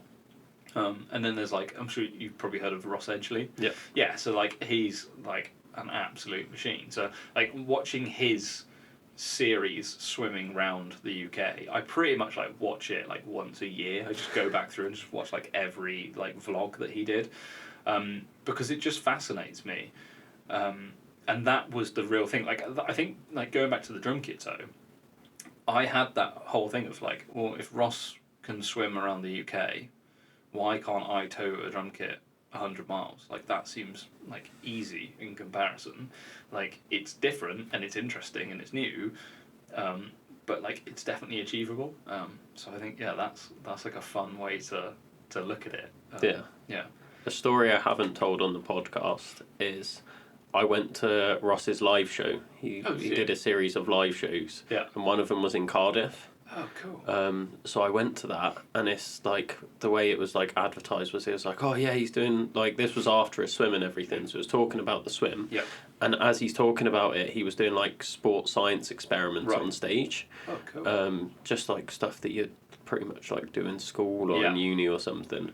So I was like, oh cool, like I'd love that. I'm gonna go to that. And I cycled from Caerphilly to Cardiff. Nice, yeah. Locked my bike up, went to the show. And I went on my own, like I couldn't get anyone to come with me. No one else cared. Like at the time I knew no one that was interested in this sort of stuff. Yeah. So I was really trying to get people to come. I was like, who wants to come see Ross Edgley's live show? They were like, who's Ross Edgley? I was like, oh, he swam around Britain. They're like, what, why is he doing a live show? Like, that's so stupid. And I was like, no, it'll be so cool. Like, it's sports science and that. They're like, no, I'm not going. Brilliant. So I went on my own, and like, I'm looking for a seat, and there's just like, I was like, I'll just go sit in the corner, like literally this like tiny little corner, like on a table on my own, and I'm just sat there like watching this show. And it gets to the first experiment, and he's like, oh, like who wants to come up and do the first one? And I was like, I'm not going to put my hand up because like everyone's going to do it, like he's not going to pick me. And like I'm in this dark corner, like I can't see the rest of the audience. And then he's there like, come on, anyone? And like I look around and no one's got their hand up. I was like, what? Why is no one on it? I was like, I'll do it. And then he was just like, oh yeah, thanks for coming. Like, pulled me up on stage, and he was talking about if you've got like a little goal, like say you're running like a marathon, but you haven't been told you're running a marathon. Okay. Like, by them being like, oh, you've just got 1 more mile to run. Like when you think you're dead, if you're like, I want to give up, they're like, just 1 more mile, you could do another mile, and then you do that extra mile, and he's like, no, just 1 more mile. And he was trying to like do that on stage, and he gave me like, I think it was like a 20 kilo kettlebell, and he was like, get down into a goblet squat, let me know when you're tired, I'm just going to be talking. And he's like explaining this whole thing, and I'm standing there like doing a squat with this kettlebell, and this was before my ankle break, so I was in like pretty good nick at the time. Like I was like training insane amounts. And I'm standing there with this kettlebell doing this goblet squat, and he's like, "You're right." I'm like, "Yeah, I'm fine. Keep going." And he's like talking, and he's waiting for me to say, like, I'm getting tired now, so then he could be like, oh, like 5 more seconds. And then like instead of waiting for me to say that, he realised I wasn't saying that I was tired, so he just started being like, just five more seconds, mate. And I'd be like, yeah, no worries. And then he's like, yeah, just 10 more seconds. And like after like 3 or 4 times, like the crowd start finding it hilarious. They're like, oh, this guy's gonna like give up soon. And like it just got to the point where he was like, oh, okay, yeah, you can stop now. And then I was like, no, I'm fine, I'll keep going. And I just stayed on stage, just holding this kettlebell, and like, probably like a good like 2 or 3 minutes after he said I could stop, I just stayed there, and then he was like, right, yeah, no, like, you can go now. That's amazing. I really wish he just left you there forever. just still going. I kind of regretted it at the end because then I realised I had to cycle back to Caerphilly. Nice, yeah. And then that's all uphill. Yeah. Well, So that was your one more bit, though. Yeah. No, that's really fun because it like, so that kind of brings me back to like a thought of like a moment in sort of my training that really, like, when I discovered, oh, actually you can push beyond. So the first marathon I did was the long course weekend marathon. So if you don't know what long course weekend is, it's essentially Ironman but split over 3 days. So you do the swim on the Friday night, you do the cycle Saturday in the day, and then you do the marathon Sunday, like starting mid-morning. But the route's slightly different to Ironman Wales, so it's a bit of a harder marathon. So you run from Tenby to Pembroke, which is fine, and then you come all the way back to Tenby. However, you do it on the coastal road, which basically goes to every beach. So you literally just go like down to the sea and then back up, down, back up, and I think you hit like 6 bays on the way back, and like just rack up like easily like 2,500 feet of climbing like straight away. So it's horrible. It was my first marathon. I hadn't really trained that well for it at all. I wasn't really a good runner at that point. I was still overweight. But on Ironman, you cannot take anyone down the finish line with you. It's like the rule. You get automatically disqualified. So if you were like running, if you'd done Ironman, you got to the end, you got to the red carpet at the end, and then you like grabbed your kid and like carried your kid down the finish line, that's a DQ. You're not allowed to do that. Like their whole thing is like only people who have like finished an Ironman are allowed to cross this finish line. Fine, whatever. It's their rules. So I thought it was the same for long course weekend. So bear in mind I was only doing the marathon, but I thought it was the same rules that apply. And at the time, my girlfriend at the time basically wanted to run down the finish line with me. And at this point, I was dead, like walking, like barely, like just head down, slumped. And she was like, "Oh, I'm going to walk over the finish line with you." And I was like, "No, you can't." She was like, yeah, no, I'll do it. I was like, "No, you can't, I'll get disqualified." She was like, "You won't get disqualified." I was like, "No, I will." She was like, "No, I'm going to walk with you." And like, we had like a bit of an argument. And I was like, and she just wouldn't give up. She was like, "No, I'm walking down." So I just went, "All right, fuck it then." So I just sprinted and just full on, just, not having it. Like, I just put the burners on and went. And like I just like, and we were like half a mile out from the finish line at this point, and I literally just full on sprint from that point to the finish line, and got through the finish, and then was like, wait, what the fuck? Like, where did that come from? Like, that doesn't make any sense because like a mile ago, I was fucked, like dead. Like that was it. Like I just wanted it to be over, and then half a mile later, I'm at full sprint, like running my fastest like half-mile split for the entire thing. It's like, oh, okay, right, something's wrong here, like, and that was it. Like that's when I figured out. I was like, oh right, okay, actually, like even if you feel shit and you feel like you can't keep going, you can. Like you just have to unlock this like somewhere in your brain. There's like this little room that you can open, and it just goes, oh yeah, like here's what your muscles can actually do, here's what the body can do. Like, yeah, it's mad. Like I worked it out once, so I do some like YouTube videos and things, and basically I just try to like find things that I think are interesting and then make a video explaining them. So one thing that I thought was really interesting was like, how far can you run with no food? So if you look at like the rate of burning calories, like, so at the time I did it based on myself, so I burn roughly 100 calories per mile. So if you applied that to like an extremely pro athlete, so someone who was like a pro marathon runner, like Calvin Kipton sort of thing, so let's say he's 55 kilograms with 5% body fat. Technically, on paper, he has enough calories that if he burnt 100 calories per mile, he could run 211 miles without taking any fuel on board. Right, granted, at the 211th mile, he would drop dead. Like, that is where, on paper, the limit is. But that's nuts. And okay, like, we are completely suspending belief that, like, he won't have any issues along the way, or, like, nothing's, like, we're basically saying that he is, like, the unbreakable man. Like, he can just run forever until he dies. But that's technically how far he should get before he dies. Like, that is crazy. Just that your body would technically have that in you. So, but I fully understand that this is just on paper. Yeah.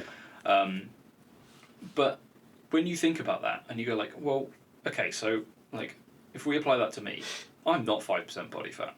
No way.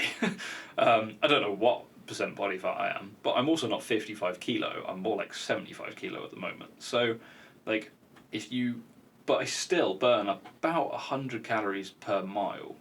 So, like, technically, like, I should be able to run, like, maybe like 400 miles without eating. So, like, I know I can't do that, but when you get into a situation where you're feeling underfueled, like, there is something there. Like there definitely is. Like, I think we often can, like, catastrophize, like, how we feel, and it's like, oh, something's, like, really wrong. Like, I'm totally depleted. But it's like actually no, like, you're not depleted. Like, you can just keep going, and like, yeah, like, you're definitely gonna, like, it's that mental thing. It is so much of, like, when you're going like, oh my god, I just can't carry on. Like, it's not the body telling you that, it's the brain telling you that. It's always the brain telling you that, because the brain's going like, oh, like, we probably want to, like reserve ourselves here and, like, keep ourselves alive, because, like, that's all your brain is trying to do. It is trying to keep you alive, and essentially it's probably looking at that thing on paper going, well, if we carry on like this forever, we will die. So it's like, the earlier I tell him, the more chance of survival we have. Yeah. But if you can just tell it to shut up, like, you will just keep going. Like, it doesn't matter. And we've all been on dark places in races. Like, we've all been there. I've had some, like, horrible ones. Like, when I did the 200-mile race, I absolutely demolished my foot. I basically, like, separated the metatarsal in my foot and then just proceeded to destroy the ligament. But I did that at mile 60. And then ran another 140 miles on a essentially fucked foot. But, like, it didn't really get any worse, and although my body was telling me to stop a lot of the time, like, I wasn't actually doing much more damage. I did a little bit more damage, but, like, not loads more. Yeah. But it's, yeah, it just, I don't know. It's just so interesting, and it's like, I don't know, like, you can look at it on paper like that, and it does just seem ridiculous. But I think, although that is not realistic, it does allow you in the moment, if you are feeling shit, to just go like, hold on, like, am I really gonna, like, do some serious damage here, or could I carry on? Yeah. And, like, the answer is you can probably carry on, and, like, and you'll get into stages, and you go through stages, like, on any challenge, you go through a stage of, like, this feels great.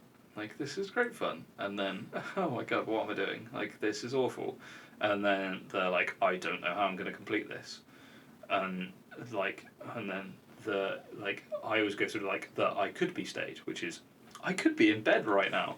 I could be doing this right now. Like, all these things, you just think of, like, all these things that you would think are more pleasant in this moment than what you're doing right now. But, like, if you just keep moving and keep going, every step you get closer. Like, it will end. Like, it will. There is an end goal, so it's gonna end. So as long as you just keep moving towards it, like, you're making progress. I think for a lot of people, when it gets really hard is when you get to an aid station, like on an ultra, for example, and you sit down for 30 minutes and you don't feel better at the end of that 30 minutes, and then you start to think, well, I haven't got any further towards my goal.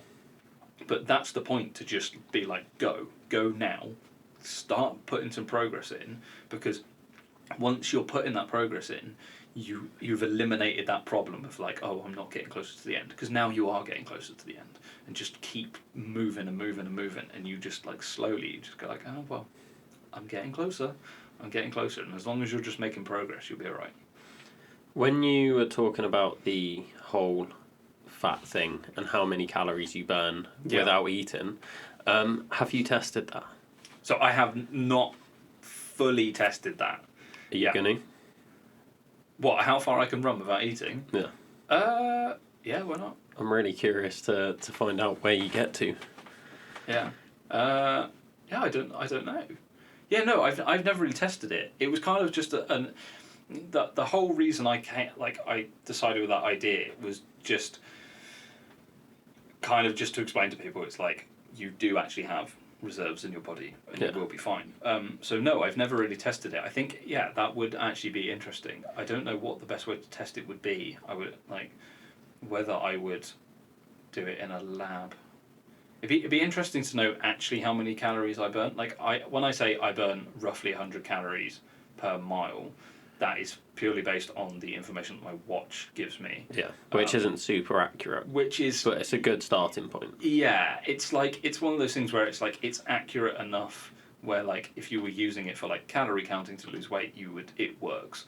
I've got a accurate heart rate strap as well, which does make it slightly more accurate. But again, it's like you have to kind of take it with a pinch of salt. It's like they're like I'm obviously I'm using the numbers to make a point. So yeah, I don't know how far I could go. That's really interesting. Because it'd be really interesting to see what the difference is on paper compared to like where you actually get to, and then see it's going to be massive. But like, if you could like turn this into an actual study, it'd be amazing, because then you could see like the difference between different people and be like, well, elite athletes can push this much more, and that'll be like an actual way to measure almost mental toughness in like hard situations. Give a metric to it. That'd be like really interesting. Right, I'm gonna have to get some idiots together. I only thought of it because when I used to train, I never used to eat or drink. Yeah, like I trained fasted a lot of the time. Yeah. So like I used to do free running, like I mentioned to you off the podcast, and I can remember like just me being a kid, like I would go out training and I would be gone like for like 8, 10, 12-hour days. I wouldn't eat or drink in that time, but I was doing like a really explosive sport, and like now the sports scientist in me is like, that was stupid. Like, how did I perform at my best doing that? And I was like, well, it didn't matter back then because I was just enjoying what I did. Yeah. But then because I got into that habit of training like that, when I signed up for my first ultra, I did 30-mile ultra, and I didn't eat or drink. Like, I couldn't eat before the event because I was nervous because I did no training. Okay. During the event, I didn't feel like eating because it just made me feel sick. Mm-hmm. And then after the event, I was like, I'm too tired. I'm going to bed. I'm not going to eat now. Yeah. So then I did like the whole 30-mile race without eating. And then I did a separate challenge for myself where I cycled 100 miles. And I was like, I'm going to cycle this 100 miles. And I always pack food with me, but I didn't eat any of it. And like, I always knew the point where I should have eaten, because there's always a point, like when I got to mile 98, like flying through, got to mile 98, completely crashed. And I was like, if I had just eaten, I wouldn't have felt like that, but I didn't eat and I kept pushing through.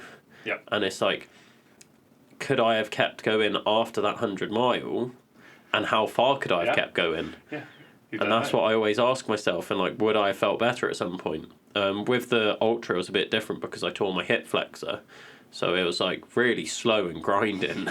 And I was like, I could have probably kept going, but like I wouldn't have wanted to because my hip felt so bad.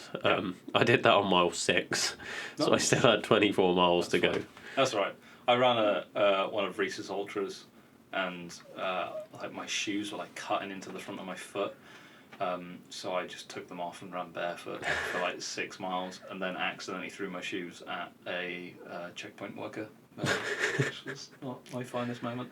Yeah, that was great because I was really annoyed. I was just so pissed off that my shoes had like cut me, and my feet were really hurting from running.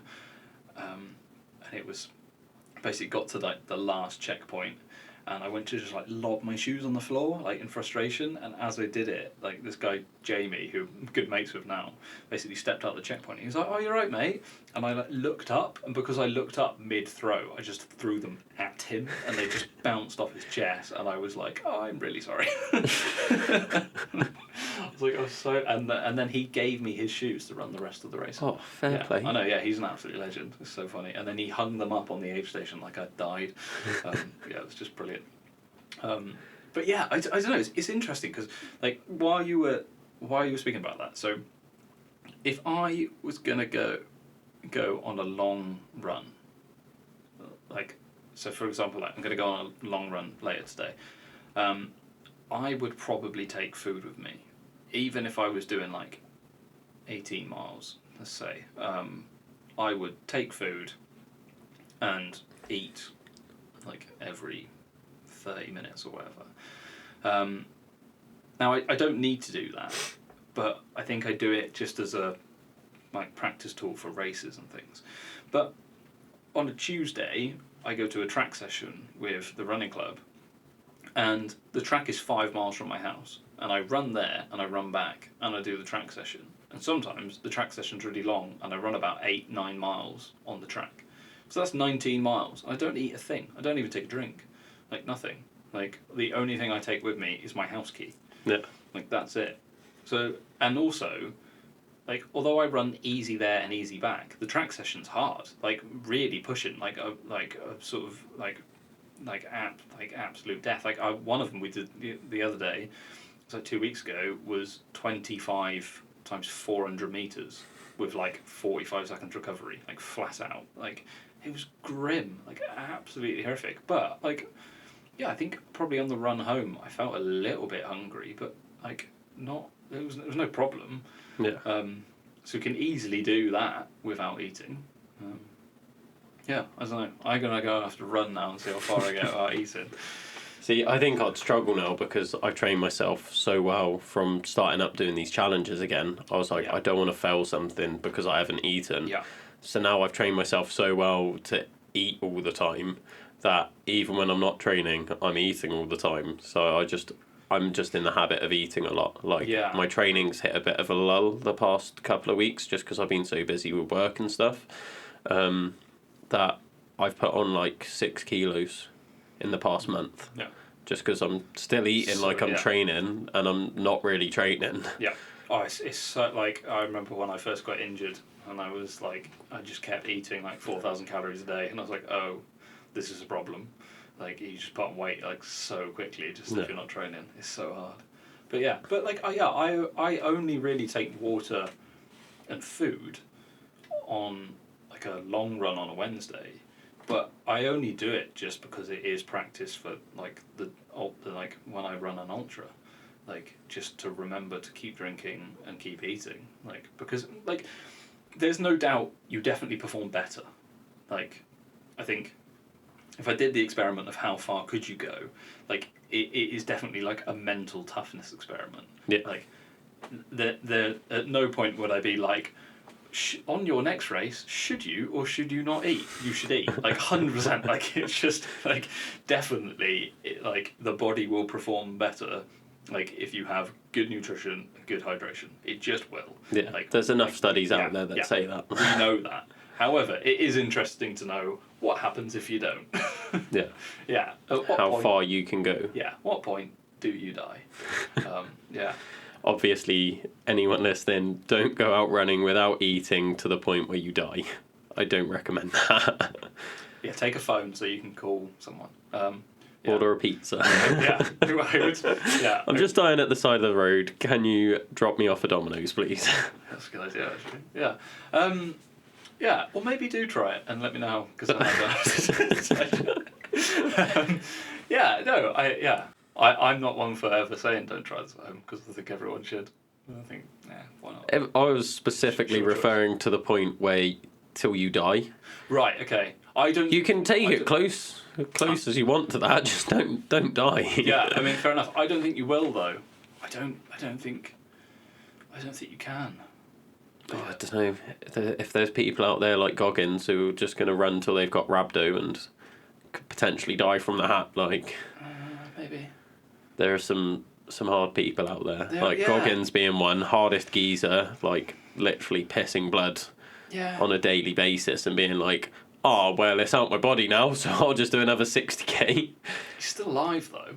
He is, yeah, but he also seems like he's a bit more conditioned for it now, whereas some other people might not be. Yeah, but yeah, I don't know. It's hard, isn't it? Because I want people to do amazing things. But oh yeah, definitely go out there and push yourself, guys, but don't kill yourself. Yeah. I think take accountability for your own decisions. I think, because like my whole thought with this is if I'm on the other end, if I was watching this podcast and someone said that, and then I went out and almost killed myself trying to do that, like I'm not going to blame the podcast. Like I don't know, maybe that's just me. Maybe other people would, but like it was like at the end of the day, I was the person who laced up my trainers and went out and actually tried to do it. So like it was my fault. Yeah. At the end of the day. And I'm gonna try and do this now. So it's fully my fault. It's not your fault. I mean, you came up with a suggestion. Yeah, you're a guest on the podcast, so like you're welcome to go out and do it. I'm 100% gonna go and see it, and I'll video it, and we'll see how I get on. For people listening, especially if like say you're listening with your spouse or something, and then your spouse goes out and tries it and dies, don't come and sue me. Like, this is your disclaimer here. Like, legality wise, I'm not taking responsibility. Like, this is up to you. Do try it, but quit before you die. Yeah, I just think it's interesting. That's an interesting thought of can you actually push yourself to the point of death? And I think knowingly, because you say like someone like Goggins like getting like rhabdo and things, but like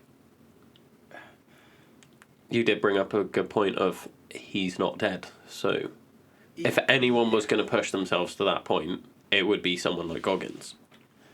Yeah, because I know a fair bit about Goggins, but so is that he did that on the Moab 240, right? Is that the one when he ran it and then essentially got taken to hospital and then came back and ran the Finished rest like it 2 days later? So that was one occasion. Yeah. The other occasion was when he did the 100-miler to qualify for, was it Badwater? Oh yeah, that one that he did on the track. On the track, yeah. Yeah. And then he literally like collapsed in his bath, like covered in like blood and like shit, and was literally dying in the bathtub, and everyone's like, we need to get you sorted, and he's like, let me just make this call real quick. I want to say that like I did the 100 miles to the race director. Yeah. And then didn't the race director say why didn't you run for the whole 24 hours? Yeah, which was a fair point. But yeah, that's right. So I think my thing is that it's I don't know. I don't know if you can like actually run to the point where you do die. I feel like people have though. Like I feel like that's a thing. Maybe that might be a thing. Like I don't know. Because like people die on like marathons. Yes, but right, okay. I suppose I'm thinking of it in like two ways of whether you know you're going to die and you carry on, or whether it takes you by surprise, I guess, or like you know you're gonna like has there been a point where someone like actually knows like this is it, I am going to die, but fuck it, and carries on? I don't know. Like I feel like there probably has. Maybe there is, yeah. I don't know. I can't think of examples off the top of my head, but like... No, I imagine they're super niche, and there is probably very few examples. But yeah, I think it's interesting, because we have what's called the central nervous... Oh, I can't think what it's called. It's literally like... Your central governor. That's it, yeah. Yeah, so, which is essentially your brain trying to keep you alive. Yeah. So this is the whole thing of like... It's like a horse can run itself to death, because it doesn't have that. Like, you could literally get on a horse and you could just keep riding it until it just drops dead. That's essentially like what persistence hunting was, wasn't it? We would just yeah. chase animals down because they didn't have that, and Yeah, then they would basically. just drop dead, and it's like, Yeah. we don't even have to kill them now, we just have Yes. to outrun them. No, because that was like the first form of hunting. Before we had the tools, we would literally just chase them until they just died because they couldn't like mitigate their effort. So I don't know. I don't know if you can like get past that. Like, I know there's things of like you can get things like rhabdo and like you can have other things happen. But I don't know. Maybe I'm talking out my ass. It's an interesting topic. It is really interesting. Can you, like, how far can you push it? Yeah. I don't necessarily think it's one that should be tested. Like, I don't think people should push themselves to the point of death. I think people should do really interesting and hard and challenging things, and like I want to promote that. Definitely, because I it's an interesting experience. That's why I do it, because I want to experience things. It's like when I was saying about like the 4x4x48. It's like I've never experienced 2 days like that. So, like, it's just 2 days, and I get And now to you've experience experienced 8 days like that. Yeah, exactly. And it's like, and there'll be loads of other things like where you just get to, and I think that's for me like what drives me to do it is like the interesting thing. Like, I don't necessarily want to die on a challenge. Like, and I think people going out and doing amazing, crazy things like things like hardest skis or like running across Africa, like that's awesome, and I think understanding like how we can push ourselves is really useful. But I don't necessarily think like it's like, oh yeah, we should just learn how far we can push it so that you just push yourself to death. I don't think that is the point. Yeah. At least for me anyway. But it is still an interesting thing of at what point, like, because like that Goggins thing's like, yeah, he did run the 100 miles, but he didn't run for the full 24 hours, and like you're not taking anything away from him. Like, what he did was incredible, but it's like, would he have actually pushed to do the 24 hours, and could he do that? And I don't know. It's interesting. Yeah, what's interesting to me is like, and this is completely sparked from what you were saying about physically, on paper, this is how far you could go. Is this like Goggins has got like the 40% rule? Like, you only use 40% of your like capability. Like, you can push beyond that. And what I'm thinking is like, I want to know what that number actually is, because that number's just plucked out of the air. Like, that is not a tested theory. No. That's just 40%. Yeah. Because the people have got different ideas. Some people are like 10%. Some people are like, oh, it's 80%. Yeah. Like, there's no test to do that. And I just really want to, like, I'm really interested in how far can you go on that scale? Like, what's the furthest anyone's gotten? It'd be really interesting. And then I'd love to know where I'm at that scale. Because probably in my head, I'd be like, oh, yeah, I'm probably at like 60, 70%. And really, I could be at like 10%. And I'm like, oh, like, this is disappointing. Yeah. It's really interesting, isn't it? But also, it's like, that is, like, that's just with food. Like, there's other factors. It's like, so for example, when I did the 200-mile race, and I absolutely destroyed my foot, it was like, at what point do I give up because my foot hurts? Like, there was nothing wrong with like eating. That wasn't really a problem. I was eating enough. I was absolutely fine. I was eating enough. I was drinking enough. Fine. However, the big issue for me was, one, I had the flu, and two, I'd absolutely destroyed my foot. But I like, that's like a kind of an unmeasurable thing. like how far can you run on a broken foot or whatever? It's like, there's so many aspects. But yeah, it is interesting, because I suppose, like, so if you test it, like, so we'd essentially have to work out how much I weigh, what my body fat percentage is, so technically how many usable calories I have, and then how quickly I burn those calories, and how far I would get before those calories run out, and then essentially I just start running and we see how far I get to that. So yeah, that's quite a convoluted experiment, but there's so many variables because like I get like what if your knee starts hurting? Yeah. like what does your brain throw up? Like and that's where it's really interesting, because it's like, although the experiment is for food, like that's not the only issue that people have. Like some people like me are like asthmatic, and like they can have horrific like sort of things about, like I was speaking to someone on Instagram, and she was saying that like she ended up being like deficient in some sort of like B vitamin, and that like caused her to be like really unwell, and that was what like stopped her race. And that's like such a random thing. It's just like that is so mad. Like that's going to be the one thing that can stop your race.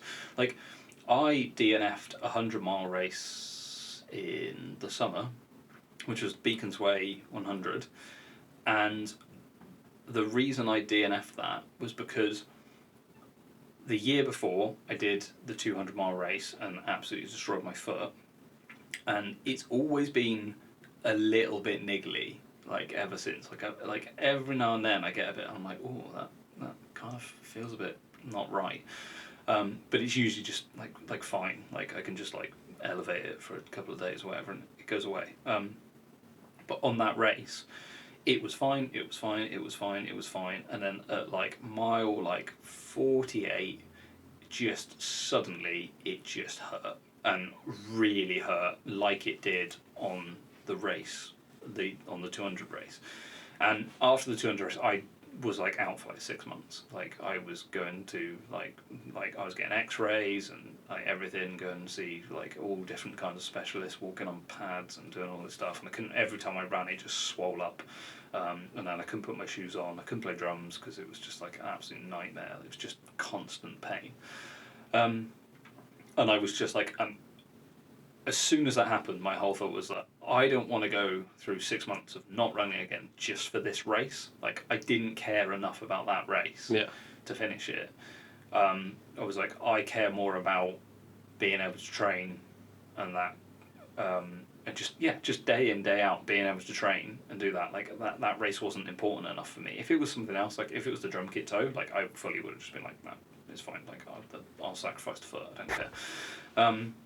So I pulled out of that race. It was fine. Literally fine. Like, from the next day, the foot was fine. Like, it was fully in my head. Like, there was nothing wrong.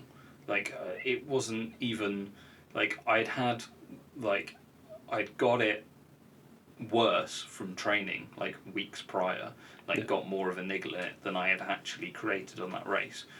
But something in the back of my mind convinced me that there was something wrong there, and there just wasn't. Like that is fully, like, I can just lay it out black and white. Like, I was convinced there was something wrong, but there was not something wrong.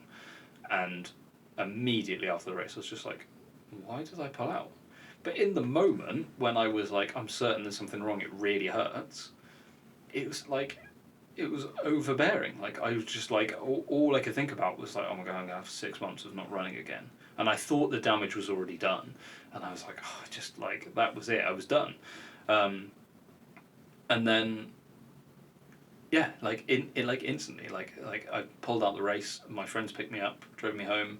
And then the next day, like, I got out of bed, and I remember like getting out of bed like really tentatively and being like, right, I'm going to walk downstairs, like, really careful. And then I was like, it feels alright.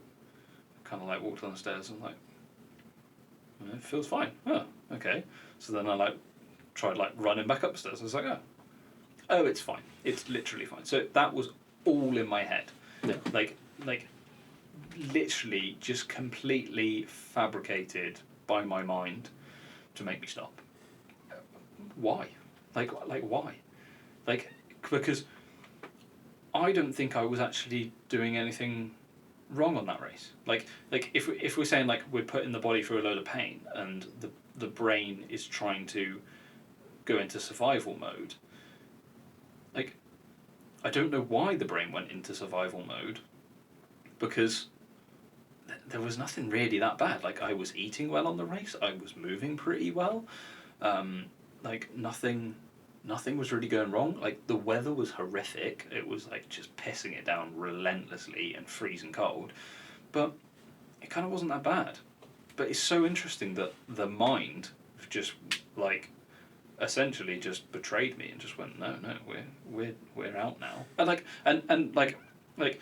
I'm not saying like I wasn't weak in that point as well. Like I definitely was. Like I definitely went like, oh shit, like I'm really worried, I'm really scared, I don't want to go through that again, and pulled out. And that was essentially weakness on my part, and I did give up. But it's really interesting, like I think I would feel better about it if I was then injured for 3 weeks because my foot hurt, and at least I could have gone like, oh well, like at least I didn't make it as bad as it was before. Yeah. And like I pulled out, but like I was being sensible and making sure that I could have longevity of training and do more races, which I want to do. But no, none of that. The foot was fine. Like I went back like fully. From the day, like from 2 days later, I went back to full training, complete, like nothing, no recovery, nothing. Yeah. And it's so weird. Like the brain is like sometimes it's an arsehole. All right. Talking about challenges, then, what's your next one? Okay, so the next challenge is so I like weird, interesting, different things. So I want to run 100 miles. Which sounds quite normal for me. However, I want to add a strength element because I think that's really interesting. So I want to lift 1,000,000 kilos. Which at this point also sounds pretty usual for you. Yeah, I'm quite lazy with the gym, I think. Like, yeah, like I do like sort of like running specific gym work. But like I don't like really lift that heavy. Like I'm not like a massive like my 1 rep max of deadlift is probably like 130 kilogram maybe. I don't know, maybe just about. We'll test this out in the gym afterwards. Yeah, that's totally fine. I know I did 120 last week, but yeah. So yeah, I don't really know what my 1 rep max is. It might be around there, but. Yeah, essentially, it's just a way of breaking down the body in a different way and how that impacts the running. I think that's super interesting. It's like, because like obviously like deadlift, you need to make sure you have decent technique, because otherwise it's going to destroy your back, and running with a bad back is not easy. So like that's a really interesting thing. So basically how it would work is that I would run a mile, and then I would stop and then lift. At the moment, the way I'm thinking it would go is lift a 50 kilo deadlift 204 times, then run another mile, and then lift again. But however, it's 202 reps of a 50 kilo deadlift every single mile, except for one of those miles we'll have to do 204 reps because otherwise I'll be 2 reps short, basically. So I've done like last week I had so like last Thursday, for example, my training was I did an hour swim in the morning, and then came home, did a morning of work, then had a gym session like midday, and then I did like a 1 rep max deadlift where I went to 120, and then I backed it off to 55 kilo, and then did 8 sets of 25 reps, so just smashed up 200, and then did a rest of a gym set where it was more like a pull session, so did like some pull-ups and things like that, and then went back to work, did evening of work, and then went for a 14-mile run, I think it was. I don't know, it was because it was a club run, it's kind of a warm-up, an actual session thing, so I haven't done the maths to know exactly how far, but between 12 and 15 mile, let's say. And to be fair, that felt like absolutely fine. However, that's only 200 reps. of the deadlift. Like, I've got to do, I think it's 20,000 in total. So that's a lot. Yeah, a real lot. And I don't know how that's going to break the body, but it's just new and interesting. And I think like what I like about it is people from both sides can chime in. So you can have ultra runners going like, oh yeah, no, that's cool, like running 100 miles, like yeah, I get that. But then they go like, wait, hold on, like lifting, like how's that going to mess you up? And then you've got like the lifting community who are like oh yeah, like lifting that, like they probably don't do that much volume in a week. But like there's some people deadlifting like 250 kilo or whatever, like so like for them they can go like, oh yeah, well how many like reps can you smash out, like, and then they go, oh wait, hold on, but you're running as well, like what, like it doesn't make any sense. Like they kind of don't really like suit each other, and that's what I like about it. I think that's where the challenge is of just like like how does one affect the other. Like when it's mile 80 and like I've done like 16,000 reps of deadlift, like what is going to happen? Like what am I going to experience? Like am I just going to break? Like yeah, I don't know. Well, we'll find out. We will find out, yeah. So I'm really interested to follow this journey. Like I think it's going to be insane. And after meeting you and seeing what you're like yeah, it is going to be something else. So yeah, it's fun. It's like I also get the joy of figuring out how to train for it. Yeah. Like I don't really know what the best way is. Like it's really hard to get that much volume in, because like that's the one thing I found is even just doing 200 reps of the 55 kilo, it takes quite a while. Yeah. Like it just does. Like what would usually be like maybe like a 50-minute gym session if you were doing say like maybe like an 80 kilo deadlift and you were doing like 5 sets of 8 or something, like now what would take 50 minutes takes like an hour and 40 minutes because you've just got to do that many deadlifts, which one destroys your forearms, like your grip, that is the worst.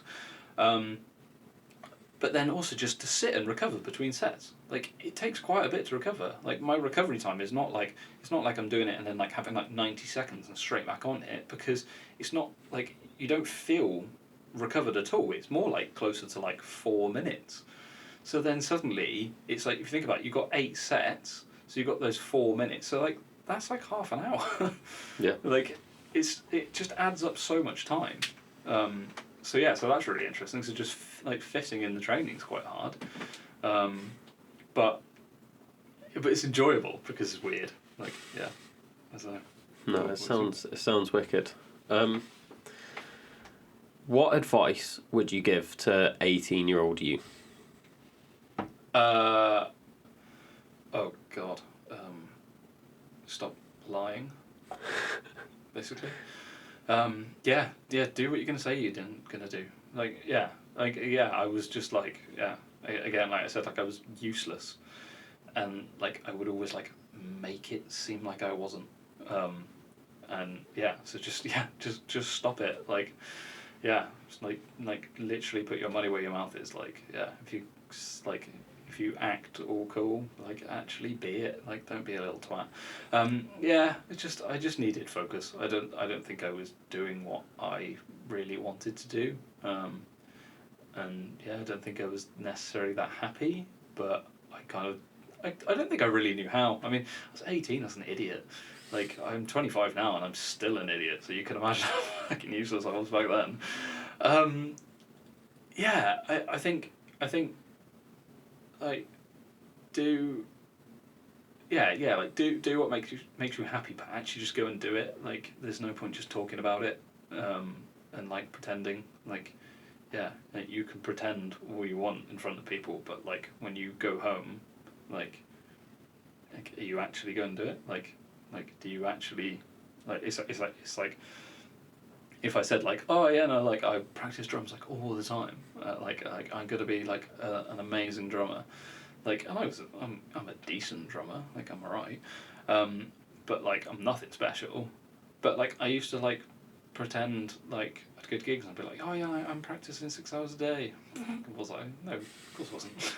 like, I went for a period where, like, especially at the start, and I really enjoyed it when I was like 17, and I wanted to get out there gigging, and I was like, it was like fresh and new, exciting, and like I probably did practice 6 hours a day, but like, I think at the time, like, I made out that I did that like forever for like 3 years, but like in reality it's probably like a 6-month period of where I was like, oh, I'm really going to do this, and then as soon as I got to a point where I was like, oh, I'm good enough that I can play the gigs and the money's coming in, like I took my foot off the gas, and like that was it. But I still kind of like made up this whole like, yeah, like I'm doing it, like I'm practicing all the time, like I'm gonna be amazing.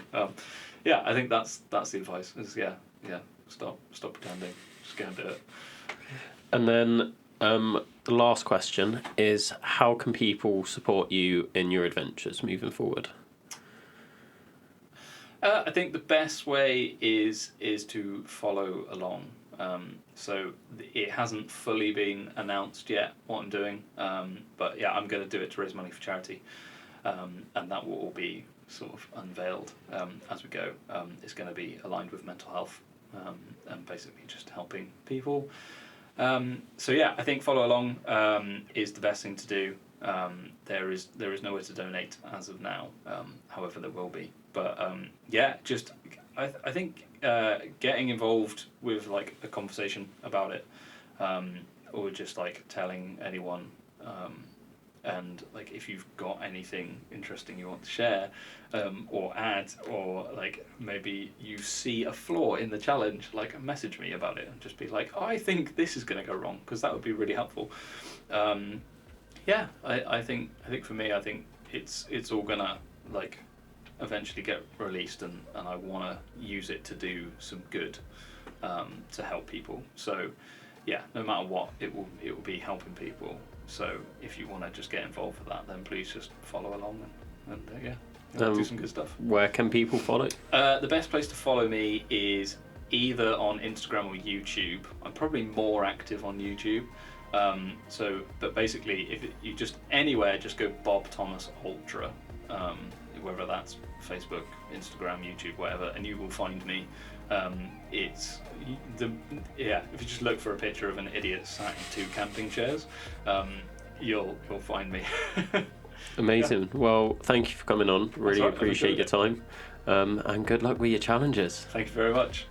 Thanks for listening to this episode of the Adventure Athletes podcast. If you like this episode, make sure you follow us on Instagram, Spotify and YouTube, and share our content around. It helps more than you can ever imagine.